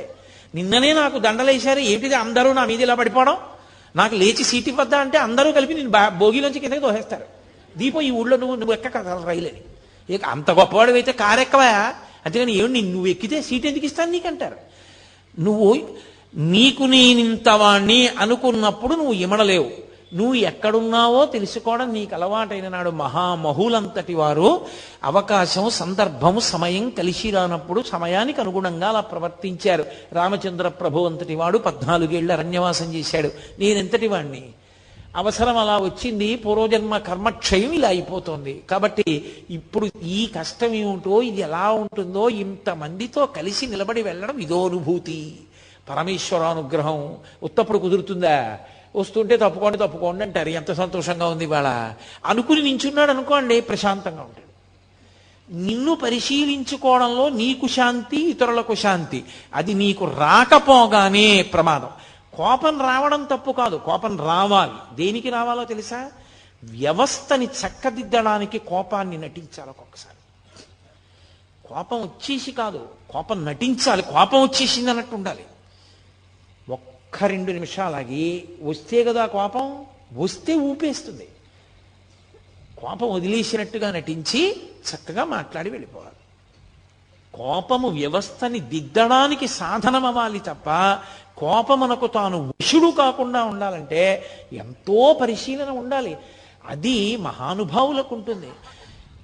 వేషాలు కడితే ఎక్కడి నుంచి వస్తుంది? అందుకని ఆయన రైల్లోకి వెళ్ళాడు, ఆ పిల్లలతోటి దెబ్బలాట పెట్టుకున్నాడు. నా అంతటి వాడిని చెప్తుంటే బుద్ధి లేదా, నీ చెప్పిన పని చెయ్యొద్దా అన్నాడు. ఆ పెట్టేదో తీయమన్నాడు, వాళ్ళు తీయలేదు. వాళ్ళకి కోపం వచ్చింది. వెంటనే అతను కాలి చెప్పు తీసి ఒళ్ళంతా ముద్దర్లు పడేటట్టు కొట్టాడు. అయిపోయిందా అహంకారం? ఇప్పుడు నేను ఫలానా అన్నాడు రా ఎక్కువ అంటాడు. అయిపోయిందా నీ గౌరవం? ఒకవేళ నువ్వు ఎవరో తెలుసు అని వెళ్ళి నించున్నారు. వెళ్ళి నించుంటే రైల్వే స్టేషన్లో ఆ రోజున నేను రైలు ఎక్కినప్పుడు ఏమైందో నీకు తెలిసిందా అని అడిగాడు. ఎంత విచిత్రమైన ప్రశ్న చూడండి. అంటే తనకి అవమానం జరిగిందని ఆయనకి తెలిసిపోయిందేమో. ఏమైంది నాకు తెలీదు అని ఆయన అన్నారనుకోండి, ఏమీ తెలియనట్టే ఉంటాడు. తెలిసింది అన్నారనుకోండి, సంగతి తెలిసిపోయింది కదా. నీ ముఖం మీద ఉమ్మేసి వెళ్ళబట్టే చెప్పులు ఎట్టి కొట్టారు ఒళ్ళంతా. నేను బుద్ధి లేనివాడిని అన్న విషయం నిరూపింపబడింది అక్కడ. నువ్వే గొప్పవాడివని తెలిసిపోయిందని కదా దాని ఉద్దేశ్యం. ఆయన ఏమీ అనలేదు, అలాగే అన్నారు. అతనే అన్నాడు, నీ ముఖం మీద ఉమ్ము వేసి వెళ్ళాను కదా, ఒళ్ళంతా చెప్పులతో కొట్టారు. నీకు ఇంకా నా మీద ప్రతీకార భావన ఉందా ఉమ్మేశానని? ఎవరు లేరుగా నా చుట్టూ, నా మీద నువ్వు ఉమ్ములేయి అన్నాడు. చుట్టూ ఎవరూ లేరు కాబట్టి అది మీరు ఒక సందర్భంగా తీసుకోకండి. నేను మీతో మనవి చేసేది అదే. మనుష్యులు అహంకారంతో ఉన్నప్పుడు ఉండేటటువంటి లక్షణాలు ఎలా ఉంటాయో, ఎప్పుడూ ఒక్కలా ఉండగలిగినటువంటి స్థితప్రజ్ఞుడు ఎలా ఉంటాడో, రమణుల జీవితంలో ఎన్ని సందర్భాలు, నేను ఎక్కడ చెప్పను, కొన్ని సంవత్సరాలు ప్రసంగం చేయాలి నేను ప్రతిదాన్ని విశ్లేషించడం మొదలు పెడితే. కాబట్టి ఆయన ఏమీ అనలేదు, ఊరుకున్నారు. ఊరుకుంటే అన్నాడు, మళ్ళీ అంతలో అహంకారం వచ్చింది. పూర్వస్థాయి తనకు ఉండాలి. అందుకని పద విరూపాక్ష గుహలో కూర్చుందాం, నీకు నేను ఇవాళ ఒక కొత్తది యోగ విద్య ఒకటి నేర్పుతాను పద అన్నాడు. ఆయన ఏమీ అనలేదు. ఆయన ముందు నడుస్తున్నాడు, ఈయన వెనకాల నడిచారు. ఈయన కూర్చున్నారు, ఆయన కూర్చున్నాడు. కూర్చున్న తర్వాత అన్నాడు, ఇప్పుడు నేను నీకు యోగ విద్య నేర్పుతానన్నాను కాదు, ఊపిరి ఇలా తీ అన్నాడు. ఆయన మామూలుగానే ఇలా చూస్తూ తీసుకుంటున్నారు, ఆయన ఏమీ చేయలేదు. అదే చెప్పాను, అలా ఊపిరి బిగబట్టడం, ఊపిరి వదలడం చేయకూడదని. అంటే ఏమిటి, వినేవాళ్ళకి చూసేవాళ్ళకి మళ్ళీ తను వచ్చినా సరే భయపడిపోయి ఆయనే గొప్పవాడు, నా గురువు అని రమణులు తనకి వశపడ్డారని తెలుసుకోవాలని. మళ్ళీ ఏదో అల్లరి చేస్తున్నాడు, ఇది ప్రశాంతంగా ఉండనివ్వట్లేదని పళనిస్వామి వాళ్ళు 10 మంది వచ్చారు. వాళ్ళని చూసి అన్నాడు, బుద్ధి ఉందా లేదా, పెద్దవాళ్ళం ఏదో మాట్లాడుకుంటున్నాం ఇక్కడ, మీరెందుకు బయటికి పోండి అన్నాడు.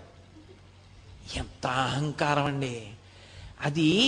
ఎన్ని వింటే పోతుంది, అది పరిశీలనం చేత పోతుంది, కానీ తనని తాను ఉద్ధరించుకోవాలనే ప్రయత్నం చేత పోతుంది తప్ప ఇంత వాణ్ణి అనుకోవడం మొదలు పెడితే దానికి అంతే ఏమైనా ఉంటుందా?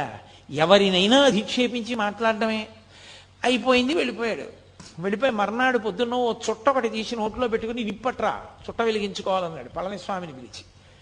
ఆయన, స్వామి ఏమిటి, చుట్ట ఏమిటి, కాల్చుకోవడం ఏమిటి, అరుణాచలం కొండ మీద ఏమిటది, ఓ చండ్రకర్రకి నిప్పంటించి పట్టుకెళ్ళాడు ఆయన. ఇంత నిప్పట్టుకొచ్చాయేమిటి చుట్ట వెలిగించుకోవడానికి అన్నాడు. మీరు పెద్దవాళ్ళు కదా, పెద్దదే ఉండాలి ఏదైనా, అందుకని పెద్ద నిప్పట్టుకొచ్చానన్నాడు. ఇంకొకరిని పిలిచాడు, నేను మొహం కడుక్కోవాలి, కర్ర పుల్ల పట్టరా అన్నాడు. ఆయన ఓ చెట్టు కొమ్మ నరికి లాక్కొచ్చాడు. కొమ్మట్టుకొచ్చావు ఎందుకన్నాడు. పెద్దవాళ్ళు కదా మీరు, పెద్ద కొమ్మే ఉండాలి, నువ్వు పళ్ళు తోముకోవడానికని కొమ్మ తెచ్చానన్నారు. అంటే మీరు ఒకటి గమనించాలి, ఇది వినడానికి చాలా సంతోషంగా ఉంది. మీరు చూడండి, ఇప్పుడు నేను ఇది చెప్తున్నప్పుడు వెంటనే మీరు సంతోషంగా ఓ చిన్న నవ్వు నవ్వుతారు. ఎందుకని అంటే, మంచి భలేవాడు అడిగిన దానికి భలే చెప్పాడురా అని. అంటే మనకి మూడో వ్యక్తిగా స్పందించడం అలవాటు. ఆయన అలాంటి వాడిని ఓ నిర్ణయం, వాడికి భలే దెబ్బ కొట్టారా అని మనదో నిర్ణయం. కాబట్టి మనం ఓ చిన్న నవ్వు, ఏమీ లేకుండా ఉదాసీనంగా కూర్చున్నవాడు ఎవరైనా ఉన్నాడు అనుకోండి, వాడు శ్రోతలలో కొంత పరిణితికి వెళ్ళిపోయిన వాడిని గుర్తు. ఎందుకు వచ్చింది అది? రమణులు చూడు చక్కగా ఎందుకు వచ్చిన అల్లర్లు ఈ అహంకారంతో. ఈయన అండము బాగుంది, వాళ్ళ అండము బాగుంది, ఇద్దరూ పాడవుతున్న వాళ్ళేగా. రమణుల చుట్టూ చేరి ఎవరు మాత్రం ఏం నేర్చుకుంటున్నారు ఆయన్ని చూసి అన్న భావన కలిగిందనుకోండి, అప్పుడు ప్రతిస్పందన ఉండదు అన్న భావనతో ఊరుకుంటారంటే పరిశీలనము జరిగిందని గుర్తు. అక్కడ ఒక్క సంఘటనలో అన్ని విషయాలు చూపిస్తారు. సరే కొంతకాలం అయింది, ఇక్కడ నన్ను ఎవరూ లక్ష్య పెట్టట్లేదన్నాడు, మళ్ళీ వెళ్ళిపోయాడు, మళ్ళీ వచ్చాడు, దిగంబరంగా వచ్చాడు. ఈసారి వచ్చి నేను దేహాభిమానం అంతా పోయింది నాకు, అందుకని నేను గోచీ కూడా పెట్టుకోవట్లేదు అన్నాడు. అంటే ఆయన గోచీ పెట్టుకున్నారు కాబట్టి అంతకన్నా గొప్పవాడిని మళ్ళీ. ఇదో విచిత్రం లోకంలో. ఎలా ఉంటుందంటే ఒక్కొక్కడు అసలు నేను ఏమీ పట్టించుకోనండి అని చాలా గొప్పగా చెప్పుకుంటుంటాడు. ఏమీ పట్టించుకోకపోతే నువ్వు అది ఎందుకు చెప్పుకోవడం? నేనేమీ పట్టించుకోనన్నది ఎందుకు పట్టుకుంది నేను? అది పట్టుకోకూడదు కదా, నువ్వు నిర్లిప్తంగా ఉండాలి. నేనండి ఏమీ పట్టించుకోనసమండి అని ఎంతో గొప్పగా చెప్తాడు దాన్ని తీసుకొచ్చి. లేకపోతే నాకు చాలా కోపం ఉండోయ్ అంటాడు. ఏడు అది అనా ఐశ్వర్యమా? సిగ్గుపడాలి నాకు చాలా కోపం ఉండోయ్ అని చెప్పడానికి. అది చెప్పుకోవడం కూడా ఏమిటి 10 మందిలోకి వచ్చి? అది రకరకాలుగా ఉంటుంది. నేను బట్ట కూడా కట్టుకోవట్లేదు, నాకు ఇప్పుడు దేహాభిమానం పూర్తిగా పోయింది అన్నాడు. పరమ అసభ్యంగా ప్రవర్తించాడు రమణ మహర్షి ఎదుట. ఏమైందో, పరమేశ్వర శాసనం ఏమైందో, అతను ఇక అరుణాచల పర్వతం మీదకి ఎక్కలేదు, వెళ్ళిపోయాడు ఆ పోక. పరమేశ్వరుడు ఇచ్చగించలేదని మనం అనుకోవాలి. ఇక వీడికి ఎంత సంఘం ఇచ్చినా వీడు మారడనుకుని ఉంటాడు ఈశ్వరుడు. ఈయన ముందు ఎందుకు ఇది, ఈ అల్లరంతా ఎందుకు అనుకుని ఉంటాడు. దానివల్ల రమణులలో ఏదో ఉద్వేగం వస్తుంది, రమణులకు ఏదో బాధ కలుగుతుందని కాదు, ఇక అతను రావడం మానేశాడు. ఇంకొకడు బయలుదేరాడు వచ్చి, నీకు నేను దత్తాత్రేయ మంత్రాన్ని ఉపదేశం చేయాలనుకుంటున్నానన్నాడు. ఆయన ఏమీ అనలేదు, అలా చూస్తున్నారు. నిన్న రాత్రి నాకు దత్తాత్రేయుల వారు కనబడ్డారు, నీకెళ్ళి మంత్రం చెప్పమన్నారు, అందుకు వచ్చాను, ఉపదేశం చేస్తాను రా అన్నాడు. ఆయన అలా చూస్తున్నారు. ఏ కష్టంగా ఉంటుంది మంత్రం అనుకుంటున్నావా? చిన్నదే, పెద్ద కష్టమేం కాదు, చెప్తాను, ఆ మంత్రం జపం చేయి అన్నారు. ఆయన అన్నారు, ఇంకా వింటలేదు, రా రా రా అంటున్నాడని. ఆయన అన్నారు, మీకు కనపడి ఉపదేశం చెయ్యమన్న దత్తాత్రేయుల వారు నాకు కనపడి ఉపదేశం పుచ్చుకోమంటే పుచ్చుకుంటానన్నారు. అతనికి ఎక్కడలేని కోపం వచ్చేసింది. అంటే నేను దత్తాత్రేయుల వారు చెప్పకుండా వచ్చాను అనుకుంటున్నావా? చేయించుకుంటావా చేయించుకోవా ఉపదేశం అన్నాడు. ఆయన ఏమీ మాట్లాడలేదు. నీకేం కీర్తి ప్రతిష్టలు ఉండవు, నువ్వు ఏమీ గౌరవం లేనివాడివి అయిపోతావు అని చెప్పి అతని దగ్గరికి ఎందుకు ఎడతారు? అతనికి ఏం తెలియదు, అతనికి ఒక మంత్రోపాసన కూడా లేదని చెప్పి వచ్చిన వాళ్ళందరికీ ప్రచారం చేసేవాడు.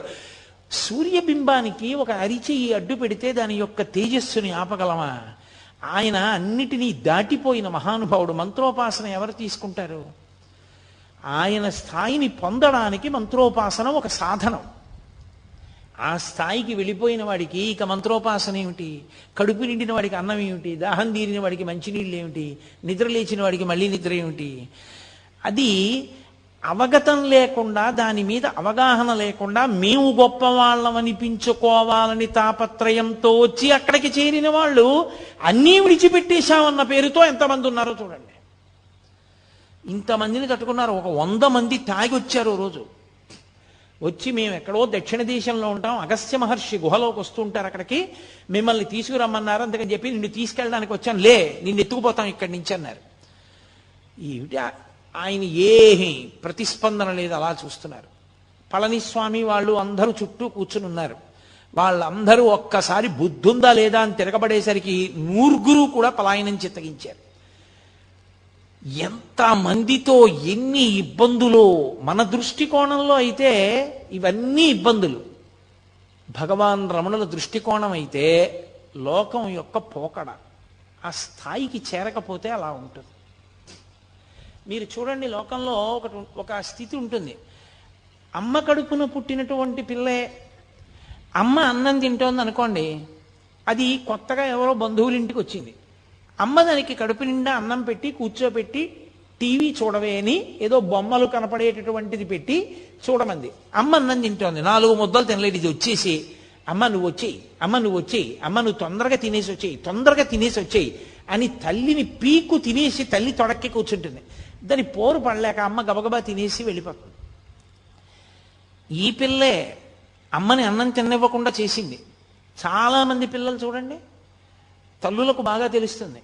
తల్లి అన్నం తింటున్నప్పుడే వాళ్ళకి మరుగుదొడ్డి అవసరం వస్తుంది. అమ్మ అన్నించుంటారు అంతే. ఆ తల్లి గవ్వ చేయి కడుక్కుని పాపం వెళ్ళి వాళ్ళ అవసరం తీర్చి మళ్ళీ వస్తుంది. ఏం చేయిస్తుంది? ఏదో మళ్ళీ కొంచెం తిని ఆ కడుపు నిండిపోయింది అనిపించుకుంటారు. కొడుతుందా పిల్లల్ని? అసహించుకుంటుందా? ఏంట్రా ఇంత యుక్తాయుక్త విచక్షణ లేకుండా ఈ పిల్లలు ఎప్పటికి పెద్దవాళ్ళు అవుతారా? ఏంట్రా అన్నం కూడా తిన్నవారు, దిక్కుమాల సంతానం సంతానం సంతానం అని ఏడిచానంటుందా? పరిపక్వత వచ్చిందనుకోండి, వాడే అమ్మ దా అని చెయ్యి పట్టుకుని తీసుకెళ్ళి, మా అమ్మ చిన్నప్పుడు పప్పు అన్నం బాగా మెత్తగా నలిపి చారు పోసి నెయ్యేసి మా అమ్మ నోట్లో పెడితే ఎంత బాగుండేదో. ఇప్పుడు మా అమ్మ పెద్దదైపోయింది, అంత గట్టిగా నలుపుకుని కలుపుకోలేదు.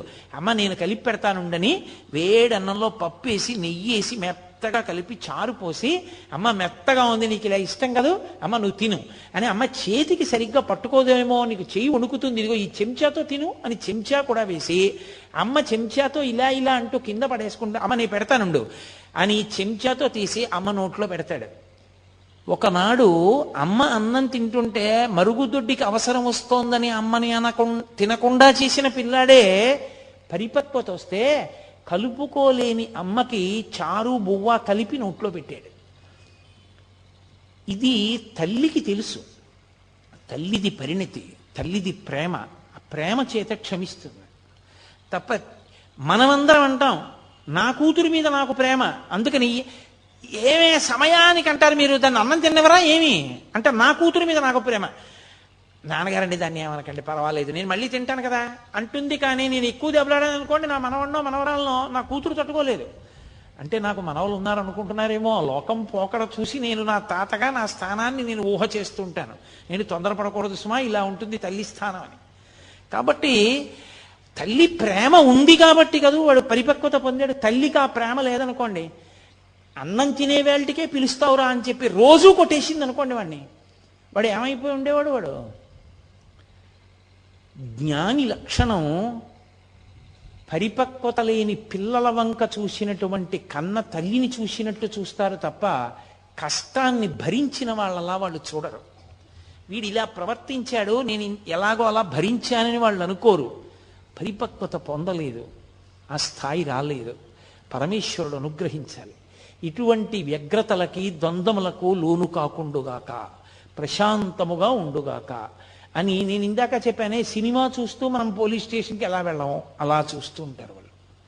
అది అలా ప్రతిస్పందన లేకుండా పరిపూర్ణ ప్రేమతో అపరాధాలని మన్నించేస్తారు. కాబట్టే మళ్ళీ ఎప్పుడూ ఎక్కడా దాని గురించి చెప్పరు. ఏ తల్లి అయినా పెరిగిన ఏ పిల్లల గురించి అయినా, వీడు చిన్నప్పుడు ఇలా నన్ను ఇబ్బంది పెట్టేవాడిని కానీ, లేకపోతే చిన్నప్పుడు వీడికి జ్వరం వస్తే నేను అన్నం మానేశానని కానీ ఏ తల్లి అయినా చెప్తుందా? చెప్పదు.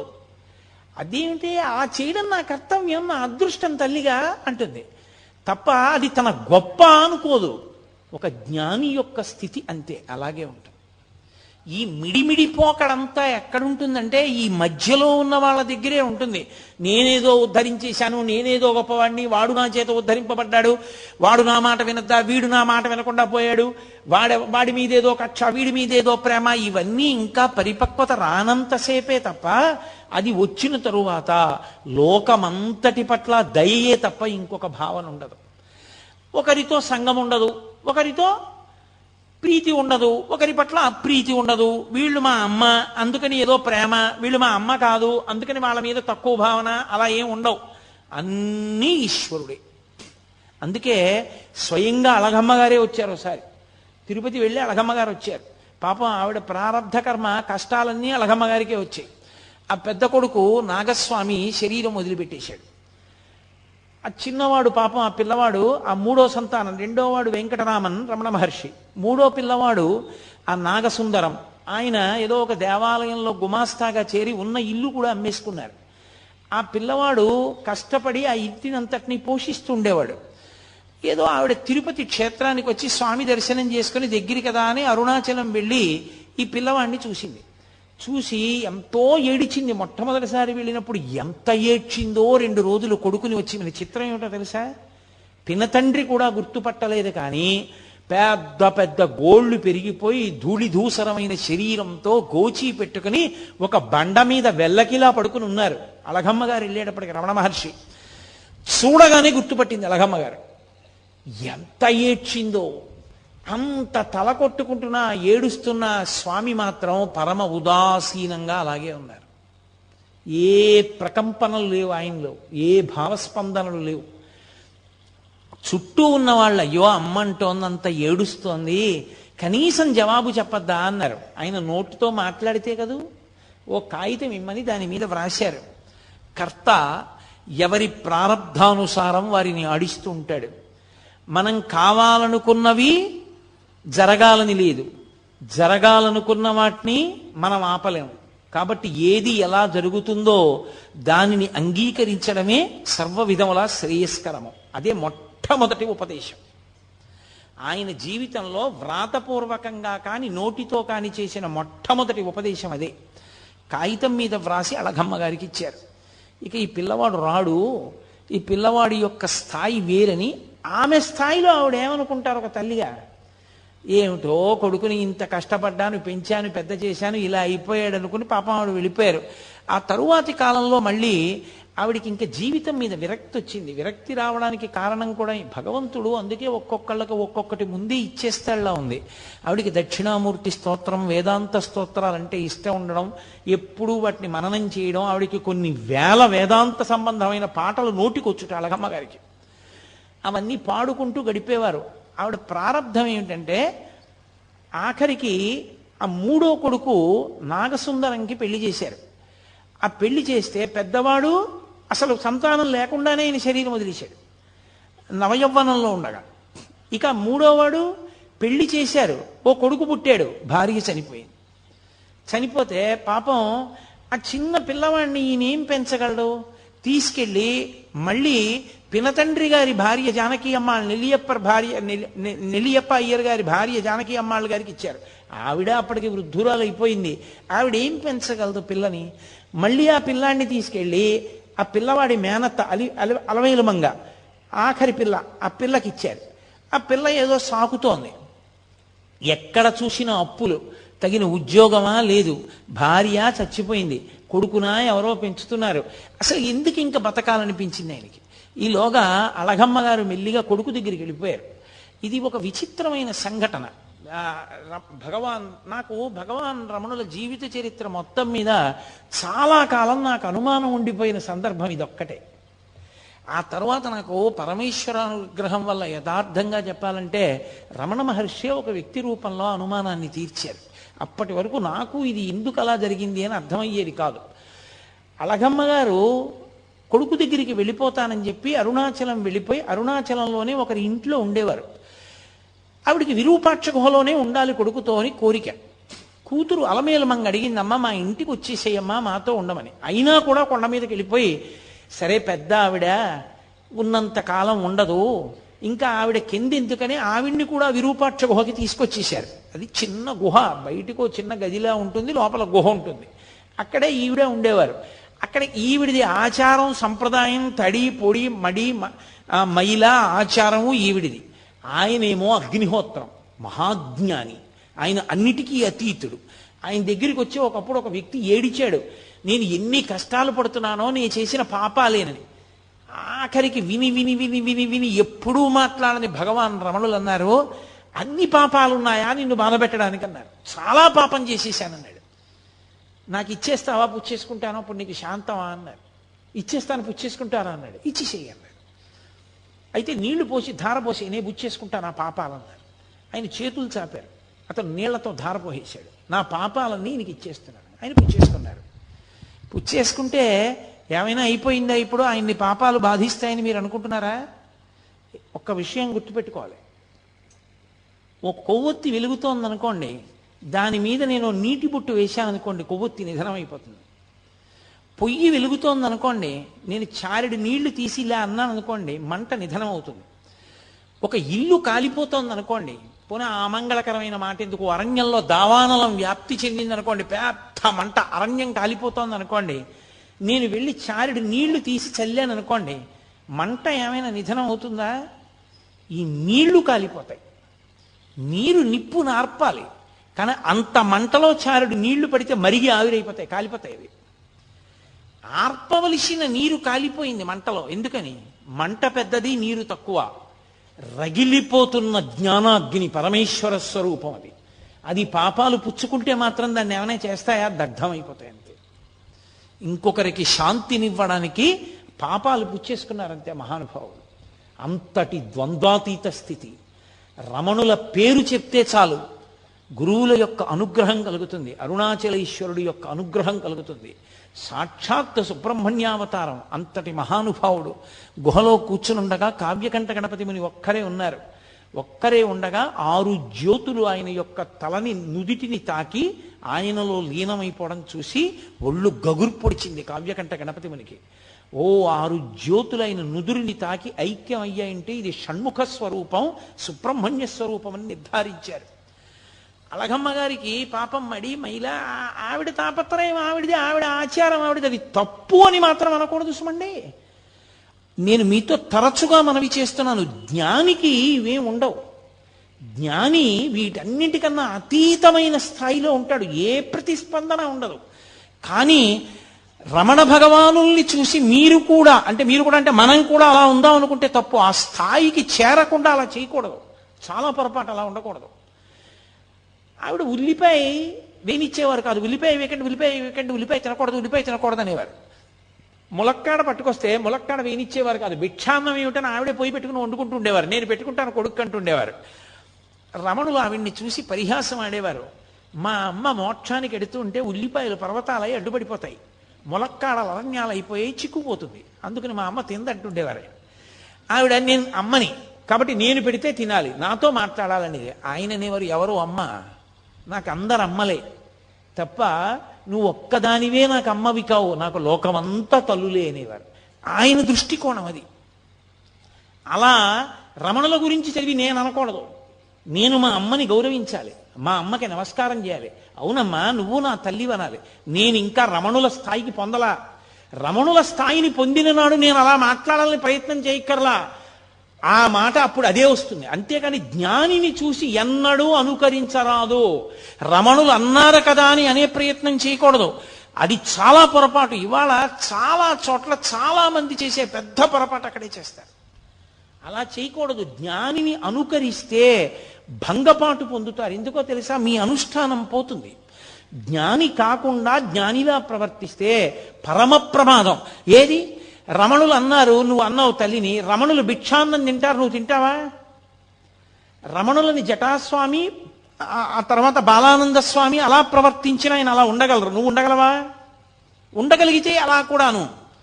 జ్ఞాని స్థితిని చూసి జ్ఞాని ఎలా ఉన్నాడో అలా నువ్వు ఉండే ప్రయత్నం చేస్తే చాలా ప్రమాదం వస్తుంది. అలా ఎప్పుడూ చేయకూడదు. ఆచారకాండ ఆచారకాండే. రమణులు అలా అన్నారు అంటే అది ఆయన స్థాయి. అటువంటి భగవానుల దగ్గరికి ఒకప్పుడు కావ్యకంఠ గణపతి ముని వచ్చారు. నేను కావ్యకంఠ గణపతి ముని గురించి కేవలం 1-2 వాక్యాలు చెప్పి వదిలేశాను అనుకోండి, అంతకన్నా అన్యాయమైన విషయం ఇంకోటి లేదు రమణతత్వం చెప్పేటప్పుడు. ఎందుకంటే రమణులకు కావ్యకంఠ గణపతి మునికి అంత సాన్నిహిత్యం. కావ్యకంఠ గణపతి ముని గురించి చెప్తే రమణుల గురించి చెప్పాలి, రమణుల గురించి చెప్తే కావ్యకంఠ గణపతి ముని గురించి చెప్పాలి. ఇద్దరిని విడదీసి ఇద్దరి జీవితాలు వేరు వేరు, ఆయన గురించి ఆయనలా చెప్తాను, ఈయన గురించి ఈయనలా చెప్తానంటే అసలు చెప్పడం కుదరదు, పరిపూర్ణం అవ్వదు. అందుకే నేను ప్రత్యేకంగా రేపటి రోజున కావ్యకంఠ గణపతి ముని, భగవాన్ రమణులు, వాళ్ళిద్దరి విశేషాల్ని రేపటి రోజున మీతో మనవి చేస్తాను. ఇవాళ ఒక్క విషయమే చెప్తాను. కావ్యకంఠ గణపతి ముని విఘ్నేశ్వరుడి యొక్క అనుగ్రహం చేత జన్మించిన కారణజన్ముడు, మహావిద్వాంసుడు. ఆయన అపారమైనటువంటి శిష్యులు ఆయనకి. ఆయన ఒకసారి రమణుల దగ్గరికి వచ్చారు. వచ్చి తపస్సనగా ఏమి అని అడిగారు. నాకు నిజంగా తెలుసుకోవాలనుంది, మంత్రజపంతో తపస్సుని పొందాలి అంటే ఏం చెయ్యాలి, జపంలో ఏది తపస్సు అని అడిగారు. అంతటి మహావిద్వాంసు రమణ మహర్షి అన్నారు, నోరు విప్పి మాట్లాడారు. మంత్రజపం చేసినప్పుడు ఆ మంత్రం యొక్క స్వరం ఎక్కడ నుంచి బయటికి వస్తోందో ఆ మూలస్థానంలోకి లయమైపోవడమే జపం. మాట మాట్లాడుతున్నప్పుడు ఆ మాటలన్నీ ఎక్కడ ఉత్పత్తి అవుతున్నాయో ఆ ఉత్పత్తి అవుతున్న స్థానంలోకి లయమైపోవడమే తపస్సు. దీనికే తపస్సు అంటారన్నారు. అనగానే వెంటనే సంస్కృతంలో రమణ పంచకం చదివారు కావ్యకంఠ గణపతి ముని. చదివి, మహానుభావ, ఎన్నో గ్రంథాలు చదివాను కానీ ఇలా చెప్పిన వాణ్ణి నేను చూడలేదు. వెంకటరామన్ వెంకటరామన్ అని పిలుస్తున్నారు, కాదు, ఈయనకి నేను సరి అయిన పేరు ఇప్పుడు నేను ఉంచుతున్నాను. ఇక ఇవాళ నుంచి ఇన్ని అందరూ రమణ మహర్షి అని పిలవండి. ఈయన రమణ, లోకములను రమింప చేస్తారు కాబట్టి మహర్షి. ఎందుకు మహర్షి అంటున్నానంటే, ఊర్ధ్వరేతస్కుడై, శాపానుగ్రహ సమర్థుడై, ఇంద్రియములను గెలిచినటువంటి వాడై, పరమేశ్వర తత్వాన్ని జీర్ణం చేసుకున్నవాడై, బ్రహ్మమును తెలుసుకుని బ్రహ్మముగా నిలబడినవాడు కాబట్టి త్రికాల వేది కనుక ఇన్ని మహర్షి అని పిలుస్తున్నాను. భగ, అది ఉన్నవాడు భగవానుడు, పరమేశ్వరుడు అని పిలుస్తాం. భగము అంటే 6 ఉండాలి. ఆ 6 ఐశ్వర్యము, సమగ్రత్వము, ధర్మము, యశస్సు, శ్రియము, జ్ఞానము, వైరాగ్యము. ఈ 7 ఉంటే భగవంతుడు అని పిలుస్తారు. ఈ 7 పుష్కళంగా ఆయన యందు ఉన్నాయి. అపారమైన తపస్సు చేత మహర్షి అయి ఈ 7టిని పరమేశ్వరుడితో సమానంగా పొందారు కనుక ఇక నుండి వీరిని భగవాన్ రమణ మహర్షి అని పిలవండి అన్నారు. కావ్యకంఠ గణపతి ముని పెట్టినటువంటి పేరే భగవాన్ రమణ మహర్షి అన్న పేరు తరువాతి కాలంలో లోకంలో ప్రచారమైంది. అటువంటి రమణులు అరుణాచల పర్వతం మీద తిరుగుతుండగా వారికి కేవలం మనుష్యులతోటి సంబంధం కాదు, మీరు తపోనిష్టాగరిష్ఠులైనటువంటి వారు ఉన్న ప్రదేశాలని పరిశీలనం చేస్తే అక్కడ వారి తపస్సు యొక్క ప్రకంపనల చేత, తప ప్రభావం చేత సమస్త జీవులు వాటి మధ్య ఉన్న వైరాన్ని మరిచిపోతాయి. మరిచిపోయి ఏది దేన్ని చెనకదు. ఆయన స్కందాశ్రమానికి వెళ్ళారు. శిష్యులందరూ కలిసి ఆ పైన నీటి కయ్య, మామిడి చెట్లు అవి ఉన్నాయని అక్కడ చదును చేసి ఓ 2 గదులు ఆయన ధ్యానం చేసుకోవడానికి పర్వత గుహలా ఉండేటటువంటి ఓ గదిని నిర్మాణం చేశారు. నిర్మాణం చేసి ఆయన సుబ్రహ్మణ్యావతారం అని స్కందాశ్రమము అని పేరు పెట్టారు. ఇప్పటికీ చూడొచ్చు, అరుణాచల పర్వతం ఎక్కి చూడొచ్చు స్కందాశ్రమాన్ని. ఆ స్కందాశ్రమంలో ఆయన ఉండే రోజుల్లో ఒక పెద్ద పాము ఒకటి వెడుతోంది. అందరూ భయపడేవారు. ఆయన దాన్ని తేరిపారి చూస్తున్నారు. అది ముందు నడుస్తోంది, రమణులు వెనకాతల నడుస్తున్నారు. కావాలని కాదు, ఆయన మానాన ఆయన వెడుతున్నారు, అది ముందు వెడుతోంది. అది ఒక 2 రాళ్ల మధ్యలోకి వెళ్ళింది. వెళ్ళి కొంచెం ఇరుకున పడినట్టు అనిపించింది దానికి. ఆయన వెనకనే నడుస్తూ దగ్గరగా వచ్చారు. అదొక్కసారి తలెత్తి పడగ విప్పింది. ఆయన దాని కళ్ళల్లోకి అలా చూశారు. అది పడగ వాల్చేసి ఆయన పాదాల దగ్గరికి వచ్చింది. అది అప్పటి నుంచి రమణ మహర్షి శరీరం మీద ఎక్కి తిరిగే ప్రయత్నం చేస్తుండేది. అది ఆయన కాళ్ళు పట్టుకొని కాళ్ళు ఎక్కాలని చూసేది. ఏది? ఒక భయంకరమైన సర్పం. ఆయన దగ్గరకు వస్తే సమస్త ప్రాణులు శాంతి పొందేవి. ఆయన సోఫాలో కూర్చుని ఉండగా ఒక ఆయన 2 చిరుతపులి పిల్లల్ని తీసుకొచ్చాడు. అవి అకస్మాత్తుగా ఎగిరి సోఫా మీదకి ఎక్కాయి. ఎక్కితే 2 చిరుతపులి పిల్లలు ఏమవుతాయో అనుకున్నారు. ఆయన రెండిటిని దగ్గరికి తీసుకుని 2 చిరుతపులి పిల్లల మీద చేతులు వేశారు. అవి పిల్లి పిల్లల్లా కళ్ళు మూసుకుని ఆయన తొడ మీద తలలు పెట్టుకు పడుకున్నాయి. దాన్ని ఫోటోలు కూడా తీశారు కొంతమంది ఆ కాలంలో. అవి చాలా అలభ్యం, చాలా కష్టం మీద దొరుకుతాయంటారు. అలాగే కోతులలో తెగలు ఉంటాయి. ఒక తెగకి ఇంకొక తెగకి పడదు. 2 తెగలు దెబ్బలాడుకునేవి. దెబ్బలాడుకుని విపరీతంగా కొట్టుకునేవి. కోతికి కృతజ్ఞత ఎక్కువ. కోతి కృతజ్ఞత ప్రకటించదు. అది దాని లక్షణం. దాని లక్షణాల్లో ఒకటి కోతికి. అది 2 తెగలు దెబ్బలాడుకుని రమణులు విరూపాక్ష గుహ బయట ఉండగా వచ్చేవి.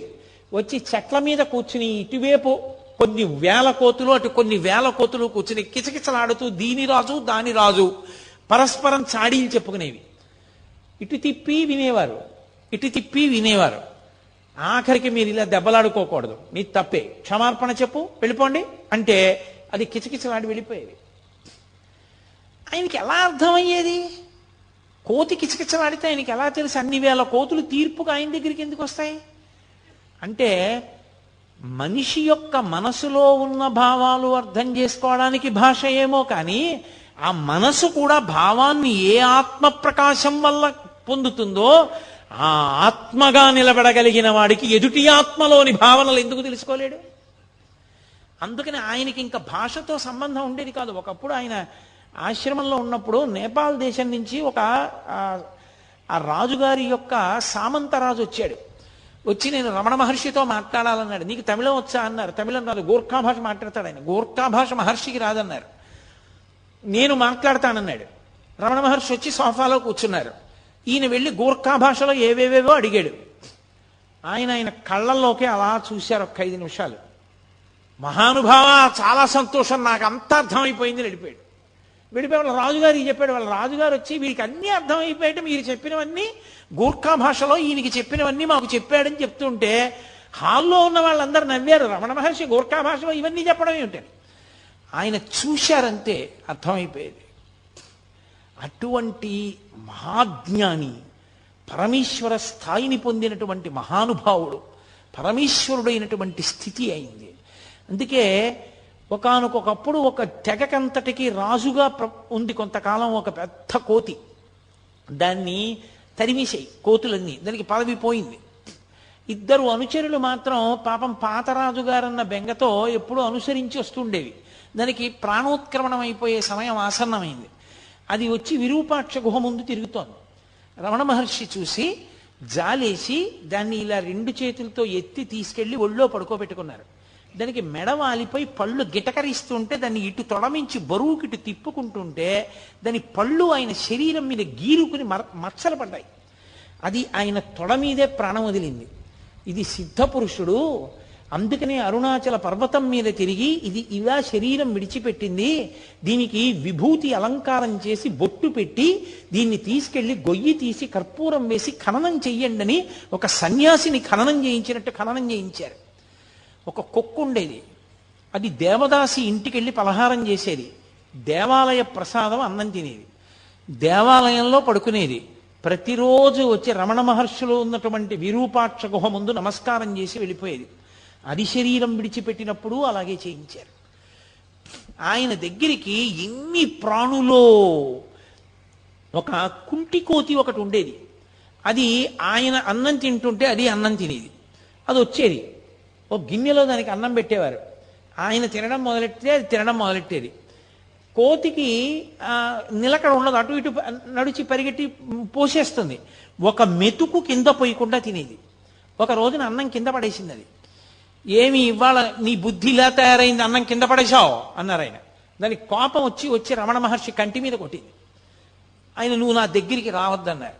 అది ఏడుస్తూ వచ్చి ఒక వారం రోజులు పోయిన తర్వాత అన్నం తినడం మానేసి బతిమాలుకుంది ఆయన కాళ్ళ దగ్గర కూర్చుని, నన్ను మళ్ళీ మీ ఒళ్ళోకి తీసుకోండి, నాకు అన్నం పెట్టండి అని. ఆయన అన్నం పెడితే అది కలిసి అన్నం తినేది. అది ఒకానొకప్పుడు కోతులందరికీ రాజయింది. ఆయన అన్నారు నోటితో, నువ్వు ఒకనాడు రాజు అవ్వాలే కోతులకి అన్నారు. అది నిజంగా రాజు అయింది. వాళ్ళు ఎన్నుకుంటారట కోతుల జాతుల్లో కూడా. ఎన్నుకుని అది వచ్చి భగవాన్కి స్కందాశ్రమంలో ఉండగా వచ్చి నమస్కారం పెట్టుకుంది. నమస్కారం పెట్టుకుంటే ఆయన అన్నారు అన్నం తినన్నారు. అంటే అది తిననని చెప్పి సంజ్ఞ చేసి వెళ్ళి చెట్టు మీద కూర్చుంది. 20 రాణులు. వానర జాతిలో ఏంటంటే అంతవరకు ప్రభువుగా ఉన్నవాడి రాణులు కొత్త ప్రభువుకి రాణులు అయిపోతారు. అందువల్ల అది రాణులతో కూర్చునుంది. అందులో అక్కడ అన్నం తింది అది. ఆ తర్వాత ఇన్ని ప్రాణులు, ఒక ప్రాణి కాదు, ఆ కూరలవ్వ అని ఒక ఆవిడ ఉండేది. ఆవిడ పాపం ఆకుకూరలు తెచ్చి ఉడికించి రమణ మహర్షికి పెడుతూ ఉండేది అరుణాచల పర్వతం మీద ఉన్నప్పుడు. ఆవిడ మహాతల్లి లక్ష్మి అనేటటువంటి ఒక ఆవు రూపంలో పుట్టి ఆశ్రమానికి వచ్చింది. మహర్షి చెప్తూ ఉండేవారు, ఈవిడ కూరలవ్వ ఇప్పుడు లక్ష్మి అన్న గోవుగా వచ్చిందని చెప్పేవారు. దానికి ఎంత స్వాతంత్రం, అది తిన్నగా రమణ మహర్షి దగ్గరికి వచ్చేది. ఆయన కౌపీనం ఒకటే పెట్టుకుని కూర్చుని ఉండేవారు. ఆయన ఒళ్ళంతా నాకేసేది. నాకేస్తే నాలుక గరుగ్గా ఉంటుందేమో, ఆయన ఒళ్ళు ఎర్రగా అయిపోయేది. ఎర్రగా అయిపోయిన తర్వాత వెళ్ళిపోయేది. ఆయన హాల్లో కూర్చుని ఉంటే వచ్చి ఆయనకి రోజు ప్రదక్షిణం చేసి, అది రాత్రి పడుకోవడానికి వెళ్ళిపోయే ముందు ఆయనకి ప్రదక్షిణం చేసి నమస్కారం చేసి వెళ్ళిపోయేది. గోశాల కట్టారు. గోశాల కడితే గోశాలలోకి ఆ ఆవుని పంపిస్తున్నారు. అది వెళ్ళలేదు, ఎంత తోసినా వెళ్ళలేదు. అది అందరినీ తప్పించుకుని పరిగెత్తుకుంటూ హాల్లోకి వచ్చి రమణ మహర్షి ముందు నించుంది. ఆయనకు అర్థమైంది, ఓ నేను గృహప్రవేశం చేస్తున్నాను గోశాలలోకి, మీరు లేకపోతే ఎలా రమ్మంటోందని. ఆయన లేచి వచ్చారు. ఎందుకు దాన్ని అలా ఇబ్బంది పెడతారు, అది నేను వచ్చాక గృహప్రవేశం చేస్తానంటోందన్నారు. అప్పుడు భగవానులతో కలిసి అది గృహప్రవేశం చేసింది. దానికి అంత చేరిక, ఎంతమందిలో ఉన్నా సరే అది టీవీగా నడిచి వచ్చి రమణ మహర్షి దగ్గరికి వచ్చి ఆయన్ని నాకేసి ఆయనకి ప్రదక్షిణం చేసి నమస్కారం చేసి వెళ్ళిపోయేది. ఆఖరణ దానికి ప్రాణం పోయేటప్పుడు కూడా అలాగే ఉగ్గపట్టుకుంది ప్రాణాలు. రమణ మహర్షి వెళ్ళి దగ్గర కూర్చుని ఒళ్ళో తల పెట్టుకుని, ఏమ్మా బాధగా ఉందా లక్ష్మి అని ఒళ్ళు నిమురుతుంటే ఆయన వంకే చూస్తూ ప్రాణం వదిలేసింది. ఇప్పటికీ రమణ మహర్షి ఆశ్రమంలో సమాధులుంటాయి, వెనక్కి వెళ్ళి చూస్తే అందులో ఆ లక్ష్మి గోవు అని ఆవు బొమ్మేసి సమాధి ఉంటుంది.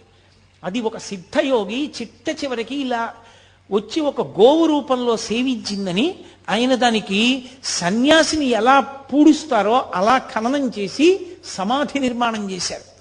అలా ఒక కాకి ఒక గ్రద్ద పొడిస్తే వచ్చి రమణ మహర్షి దగ్గర పడిపోయింది. ఆయన దాన్ని ఒళ్ళో పెట్టుకునేవారు. అది అలా వారం రోజులు ఉండి ఆయన ఒళ్ళోనే పడుకుని ఒళ్ళోనే ఉండి ఒళ్ళోనే వదిలిపెట్టేసింది ప్రాణం. ఉడతలు పరిగెడుతూ ఆయన దగ్గరికి వచ్చి ఆయన ఒంటి మీద ఎక్క ఆడుకుంటూ ఉండేవి. ఆయన జీడిపప్పు తెచ్చి చేతిలో పట్టుకుంటే తినమంటే తినేవి కావు. ఉడతలన్నీ వచ్చి చుట్టూ చేరితే ఆయన ఒక్కొక్క జీడిపప్పు పెడితే ఈ ఉడతలన్నీ తింటూ ఉండేవి. పాము వచ్చి పడగపట్టి నించునేది, నెమలు వచ్చి అక్కడ నించునేది. నెమలి పావుని కొట్టేది కాదు, పావు నెమల్ని చూసి భయపడేది కాదు. అన్ని ఉడతలు ఆయన ఒంటి మీద తిరుగుతూ ఆడుకుంటూ ఉండేవి. పూర్వం మనం కాశీఖండంలో అగస్త్య మహర్షి యొక్క ఆశ్రమం గురించి చదివితే ఎంత విచిత్రంగా ఉంటుందో. ప్రాణులు తమ మధ్య వైరాన్ని కూడా మరిచిపోయి ఎలా తిరుగుతాయని చెప్తారో అలా తిరుగుతుండేవి ప్రాణులన్నీ ఆయన దగ్గర. జాక్ అని ఒక కుక్క, ఎంత విశ్వాసం మహర్షి అంటే, అంత విశ్వాసం ఉన్న కుక్క అది భీష్మాచార్యుల వారిలా ఉత్తరాయణ పుణ్యకాలం వచ్చే వరకు ప్రాణాలు ఒగ్గపట్టుకుని అపరభీష్ముడిని పిలిచారు ఆయన దాన్ని. భగవాన్ వచ్చి దగ్గర కూర్చుని దాన్ని ఒళ్ళో పడుకోబెట్టుకున్న తర్వాత ఆయన వంక చూస్తూ కళ్ళు మూసేసింది.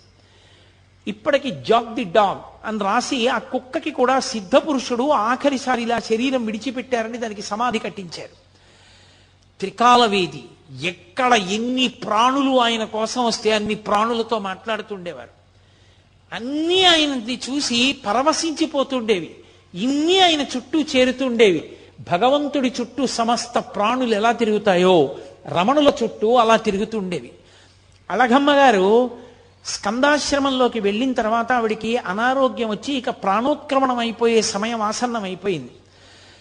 ఇక మాట పోయింది. ఆవిడ్ని పడుకోబెట్టి, ఇప్పటికీ ఉంటుంది ఆ గది, అళగమ్మ గారికి మోక్షం ఇచ్చిన గది అని రాసుంటుంది, మనం లోపలికి వెళ్ళి చూడొచ్చు.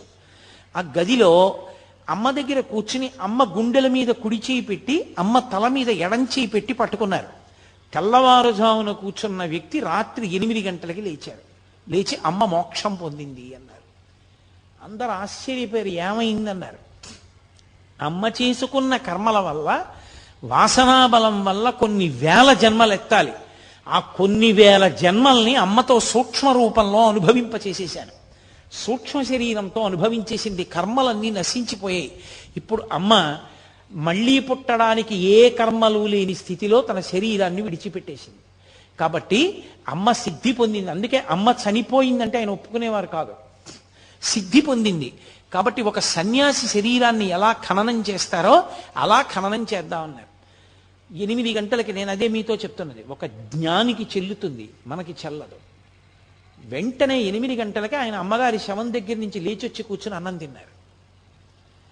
ఆయనకి, జ్ఞానికి విధి నిషేధము ఉండవు. సామాన్య సాధకుడు అలా కాదు, అలా చేయడానికి వీలు లేదు. రమణ మహర్షి జీవితాన్ని చదివి రమణ మహర్షి యొక్క స్థితిని అర్థం చేసుకునే ప్రయత్నం చేయండి తప్ప రమణులు చేసినవి అనుకరించే ప్రయత్నం ఎప్పుడూ చేయకూడదు. అది ఏదో నాటకంలో పాత్ర వేసినట్టు ఉంటుంది తప్ప నిజ జీవితంలో ఎదగడం మాత్రం కాదు. అది క్రమక్రమంగా సాధన చేత జ్ఞాని కావాలి తప్ప అకస్మాత్తుగా ఏవో కొన్ని పనులు చేసి నువ్వు జ్ఞానివైపోయావు అనుకుంటే చాలా చాలా ప్రమాదం. అది గతి తప్పిపోతాడు, సాధనలో కిందకి వెళ్ళిపోతాడు, పరమ ప్రమాదం అది. సరే, నేను దాని గురించి హెచ్చరికతో కూడిన ప్రసంగం ఎందుకు చెయ్యాలి, రమణతత్వం గురించి మాట్లాడే ప్రయత్నం చేస్తాను.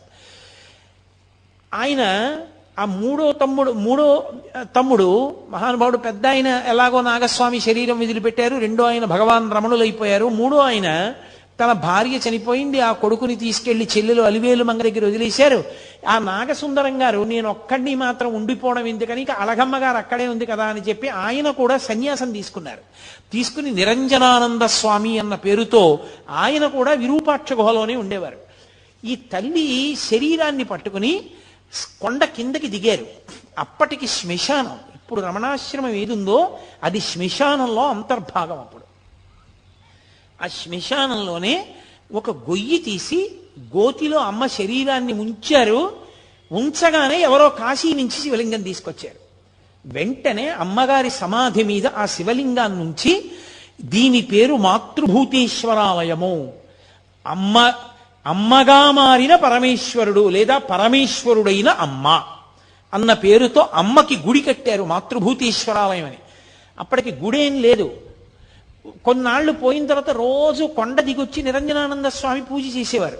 రోజు రావడం వెళ్ళడం కష్టంగా ఉందని 4 తాటాకులతో చిన్న పందిరేసుకుని ఆ శ్మశానంలోనే సమాధి పక్కన ఉంటూ ఉండేవారు ఆయన. అలా ఉంటూ ఉండగా కొంతకాలానికి జయంతి ఉత్సవాల సమయానికి రమణ మహర్షి కూడా వారం రోజుల ముందు వచ్చి అక్కడే ఉండిపోయారు. ఇంకా ఉండిపోయి ఆయన పైకి వెళ్ళలేదు కొండ మీదకి. ఉండిపోయిన తర్వాత 4 తాటాకు పందిళ్ళు వేశారు. ఒక తాటాకు పందిరి గదిలో రమణులు కూడా ఉంటూ ఉండేవారు. అలా ఉన్న రోజుల్లోనే ఒక ఆశ్చర్యకరమైన సంఘటన జరిగింది. ఆయన ఒక గదిలో ఉంటుండగా ఓ కుక్కొకటి లోపల ఉండేది. ఒక 4 కిటికీల దగ్గర పడుకునేవారు. ఆయన పడుకున్నారు. ఇంతలో అలికిడి వినపడింది. ఊరికి చిట్ట చివరకు ఉంది ఆగ్నేయ భాగంలో. ఏమైంది, దొంగలు వచ్చారేమో అని అక్కడ ఉన్నవాళ్ళు లేచి కిటికీలోంచి చూశారు. చూసి 6 ఉన్నారు అన్నాడు లోపల ఉన్న అతను. కనపడ్డారు బయట 6 దొంగలు. 6 ఉన్నారన్నాడు. అనగానే వాళ్ళు కిటికీ అద్దం బద్దలగొట్టి కిటికీ బద్దలగొట్టారు. బద్దలగొట్టి లోపల ఎంతమంది ఉన్నారా, ఎవరున్నారా అని అరిచారు. అరిచేటప్పటికీ రమణులు ఆయనకి నిద్ర ఏమిటి, శరీరం నిద్రపోతుంది.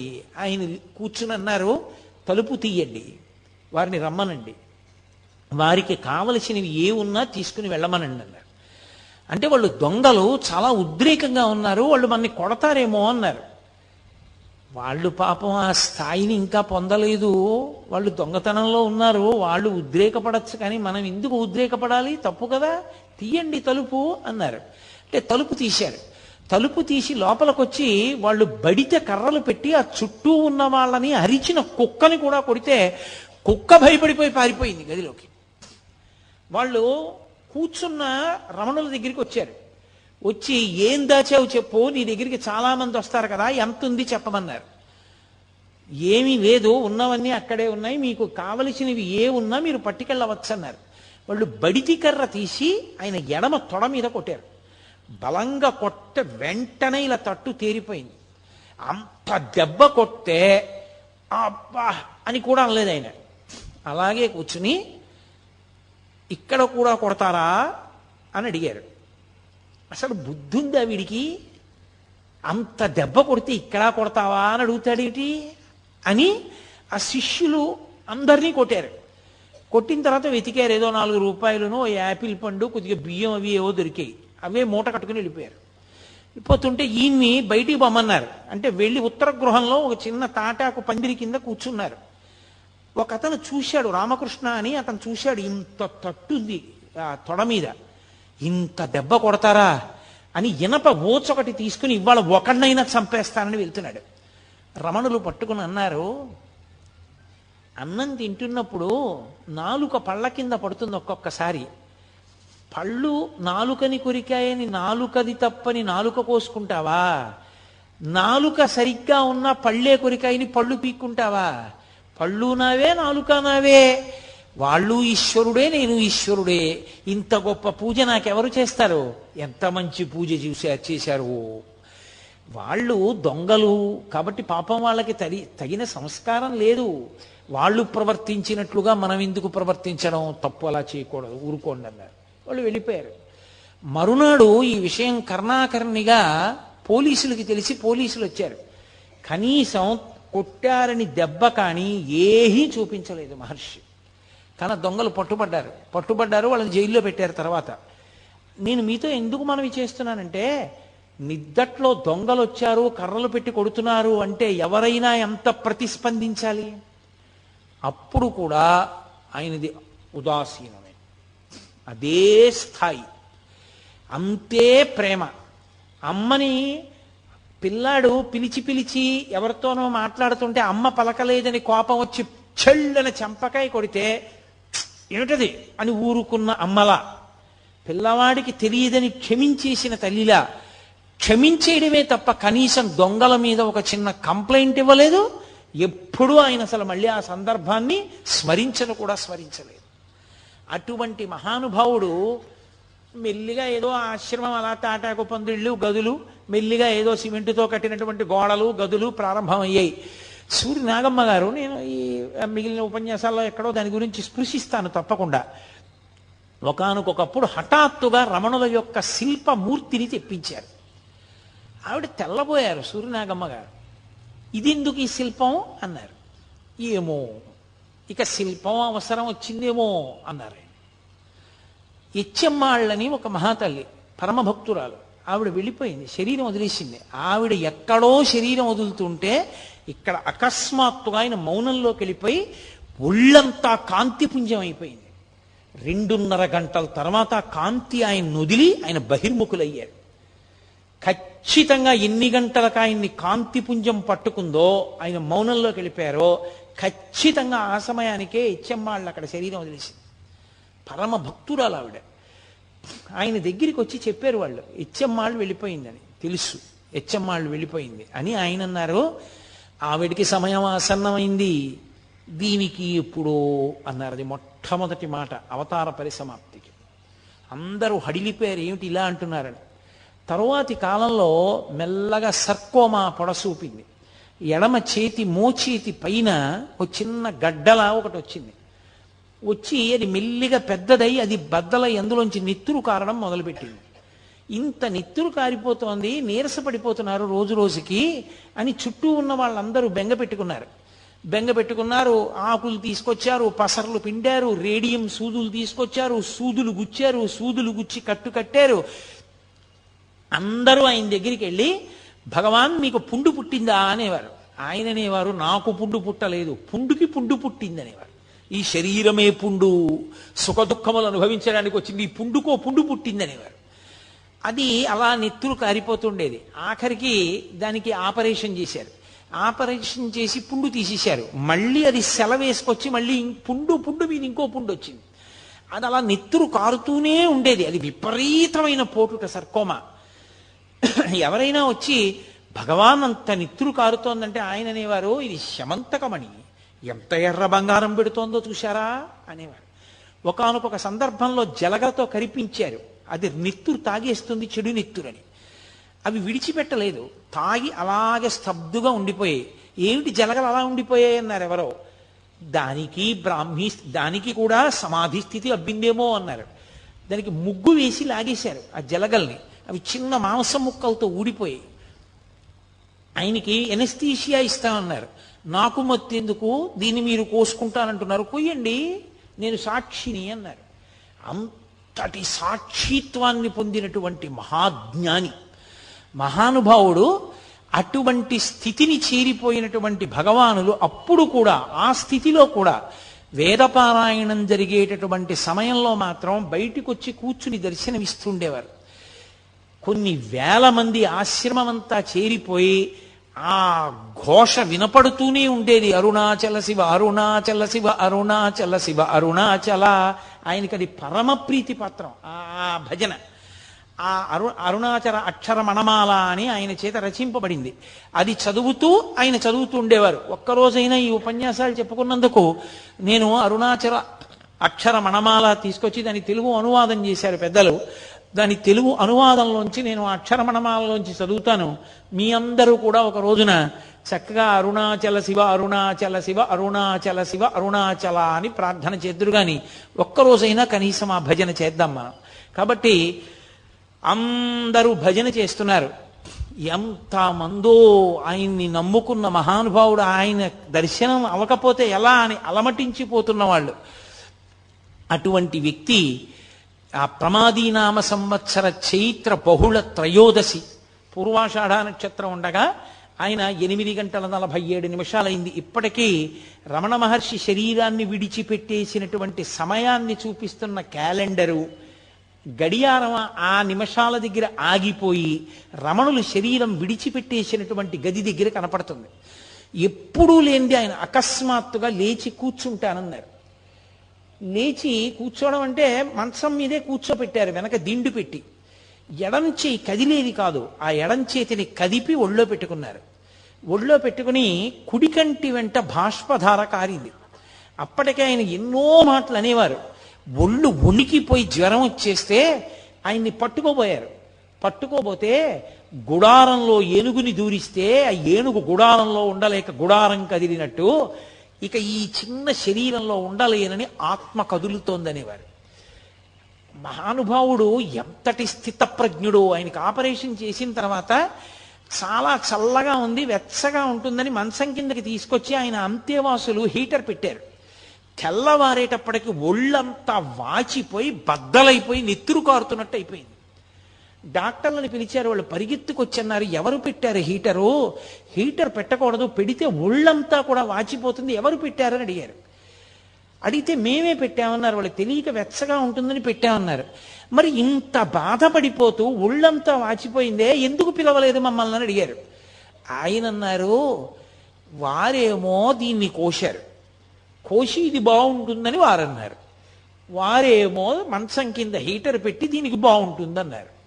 ఇదేమో నేను లొంగనంది, పైగా హీటర్ పెడితే నాకు నచ్చలేదని ఇదేమో ఇలా తయారైంది. వారి పంతం వారిది, వీరి పంతం వీరిది, దీని పంతం దీనిది, ముగ్గురి పంతాలు చూస్తున్నాను తమాషా అన్నారు ఆయన. ఒక ఆయన అన్నాడు, అలా కాదు భగవాన్, ఇక్కడ ఆపరేషన్ చేస్తే మళ్ళీ వచ్చేస్తోంది, అందుకని ఎడం చేయి తీసేస్తామన్నారు. ఆయన చిరునవ్వు నవ్వన్నారు, నా అదృష్టం, తల మీద పుడితే తలకొద్దురా అన్నారు. తప్ప అలా చేయి తీయించేసుకునేదో బతుకుదామన్నా, ఆ శరీరంతో ఉండాలన్న కోరిక కూడా లేదు. ఆ క్షణం రానే వచ్చింది. ఇంతమంది ప్రార్థన చేస్తున్నారు. కుడికంటి వెంట బాష్పధార కారింది. అంటే పరమానందాన్ని పొందారమ్మయ్య, అయిపోయింది శరీరం, ప్రారంధ కర్మ అయిపోయింది, వదిలిపెట్టేశాను శరీరాన్ని. కొన్ని వేల మంది చూస్తూ ఉండగా ఆ అరుణాచల క్షేత్రంలో ఆ ఊళ్ళో వాళ్ళు కూడా చూస్తుండగా ఆయనలోంచి ఒక జ్యోతి బయటికి వెళ్ళి నిలబడింది రమణాశ్రమంలో పైన. అందరూ ఆశ్చర్యంతో ఆ జ్యోతి వంక చూస్తూ వెలిగిపోతోంది అది ప్రకాశంతో. రాత్రి 8:47 సమయం. అందరూ ఆ జ్యోతి వంక చూసి భగవాన్ రమణ అరుణాచల శివ అరుణాచల శివ అని అరుస్తున్నారు. ఆ జ్యోతి క్రమక్రమంగా పైకెక్కుతూ అరుణాచల పర్వతానికి ప్రదక్షిణం చేస్తూ ఈశాన్య దిక్కుగా వెళ్ళి ఆ కొండలోకి కలిసిపోయింది. అంతే, అక్కడతో భగవాన్ రమణుల యొక్క శరీరం విడిచిపెట్టేశారు. విభూతి రాశారు, చందనం అలదారు, ఇంత అభిషేకమో చేశారు. అమ్మగారికి కట్టినటువంటి మాతృభూతేశ్వరాలయం పక్కనే పెద్ద గుంత తవ్వి కర్పూరాదులు వేసి ఆయన శరీరాన్ని అందులో పెట్టి మట్టి కప్పి ఆ పైన శివలింగాన్ని ఉంచారు. ఇప్పటికీ ప్రతిరోజు ఆ శివలింగం దగ్గర వేదపఠనం చేసి అభిషేకం చేసి అత్యద్భుతమైన అలంకారం చేస్తారు. ఎందరో దేశ విదేశాల నుంచి వచ్చిన వాళ్ళు అక్కడే కూర్చుని ఉపదేశ సారము మొదలైనవి చదువుకుని ఆ రమణ మహర్షి ఉన్న ప్రాంతానికి ఆ సమాధి, ఆయన ఉన్న అధిష్టానం, శివలింగం ఉంటే అధిష్టానం అంటారు, దానికి ప్రదక్షిణం చేస్తూ ఉంటారు. ఆ పక్కనే ఒక బావి ఉంటుంది, దాన్ని రమణ బావి అంటారు. రమణ మహర్షి తల్లిగారు అళగమ్మ గారి శరీరం విడిచిపెట్టినప్పుడు సమాధి కట్టిన రోజుల్లో అక్కడ కావలసినంత నీరు దొరకకపోతే ఎక్కడికో పాలితీర్థానికి వెళ్ళి నీళ్లు పట్టుకొస్తుండేవారు. శవానికి నీళ్లు పోసినప్పుడు కూడా ఆ నీళ్లు అంత దూరం వెళ్ళి తెస్తున్నారని రమణ మహర్షి ఒక చోట కూర్చుని చేత్తో ఇలా అన్నారు. ఇలా అన్నారు కదా భగవానులని తవ్వారు. తవ్వితే అక్కడ జలపడింది. ఇప్పటికీ ఇది తిరువణ్ణామలై అంతా ఎండిపోతుంది, కానీ ఆ నూతిలో నీళ్లు మాత్రం ఎప్పుడూ ఎండవు. దాన్ని రమణబావి అని పిలుస్తారు. దాన్ని అఘశమన తీర్థము అని పిలుస్తారు. అఘములు అంటే పాపములు, పాపములను శమింపచేయగలిగిన తీర్థము రమణ తీర్థము, అఘశమన తీర్థము. రమణులు ఉన్నంతకాలం కూడా ఆ అందులో ఉన్నటువంటి తీర్థంతోటే మాతృభూతేశ్వరాలయంలో అర్చనలన్నీ జరుగుతూ ఉండేవి. మహానుభావుడు పుట్టినప్పుడు కనులు లేని కబోది ఒక జ్యోతి పుట్టిందిరా, వెలిగిపోతోంది పురుటి గదిలో అంది. మీతో మనవి చేశాను నేను మొదటి రోజున. ఆయన ఆఖరణ శరీరం విడిచిపెట్టినప్పుడు కొన్ని లక్షల మంది ప్రత్యక్షంగా జ్యోతి పైకెక్కి అరుణాచల పర్వతంలో, అరుణాచల శిఖరంలో కలిసిపోవడాన్ని చూశారు. అలా చూసిన వాళ్ళల్లో నాకు చాలా చాలా గొప్పగా నేను చెప్పుకోగలిగింది, నా జీవితంలో సంతోషకరమైన విషయం ఏమిటంటే, నా కూతుర్ని ఏ ఇంటికిచ్చి పెళ్లి చేశానో, నా కూతుర్ని ఏ ఇంటికిచ్చి పెళ్లి చేశానో ఆ నా వియ్యపురాలిని కన్న తండ్రి గారు కూడా అరుణాచలంలో రమణ మహర్షి యొక్క జ్యోతి వెళ్ళిపోతుండగా చూశారు. చూసి ఆ రోజుల్లో ఆయన అదేమిటి జ్యోతి వెడుతోంది, రమణులకు ఏమైనా అయిందా అన్నారు. ఆ జ్యోతిని చూసి తిరువణ్ణామలై అంతా పరిగెత్తింది రమణాశ్రమానికి. ఏమైంది రమణులకని. ఆ జ్యోతి రూపంలో ఆయన వెళ్ళిపోయారు. జ్యోతిగా పుట్టి జ్యోతిగా వెళ్ళిపోయారు. జ్యోతి స్వరూపడిన సుబ్రహ్మణ్యుడిగా, సుబ్రహ్మణ్యావతారంగా, సద్గురువుగా, మహాజ్ఞానిగా, గొప్ప వైరాగ్య చక్రవర్తిగా, బ్రహ్మవిద్ బ్రహ్మైవ భవతి అనేటటువంటి మాటకి నిర్వచనంగా బ్రహ్మమును తెలుసుకున్న బ్రహ్మమై ఈ ప్రపంచంలో నడయాడి చిట్ట చివర శరీరాన్ని విడిచిపెట్టి ఇప్పటికీ అంతటా నిండి నిబిడీకృతమైన ఆత్మస్వరూపమై ఎవరు ఆయనకి నమస్కారం చేస్తారో, ఎవరు ఆయనకి అర్చన చేస్తారో, ఎవరు ఆయన మీద భక్తితో ఉంటారో వారందరికీ దర్శనమిస్తూ వారందరినీ కూడా జీవితంలో భగవంతుడి వైపుకి అడుగులు వేయించేటటువంటి గొప్ప గురుస్వరూపం, ఈశ్వర స్వరూపం భగవాన్ రమణులు. ఇవాళ మీకు భగవాన్ రమణుల యొక్క విశేషంలో ఇవాళ ఆయన జీవితం సిద్ధి పొందిన ఘట్టం వరకు చెప్పడం జరిగింది. రేపటి రోజున కావ్యకంఠ గణపతి ముని, భగవాన్ రమణులు, వాళ్ళిద్దరి జీవితాల యొక్క అద్భుత యొక్క విశేషాలు, అసలు నిజంగా కావ్యకంఠ గణపతి ముని యొక్క విద్వత్తు, రమణుల యొక్క వైభవం, ఇద్దరూ కలిసి చేసిన అద్భుతమైన పనులు అసలు వినడానికి చదవడానికే తెల్లబోయేటట్టుగా ఉంటాయి. ఆ విశేషాల్ని రేపటి రోజున 6:30 ప్రారంభం చేసి భగవానులు పలికించినంత మేర పలుకుతాను.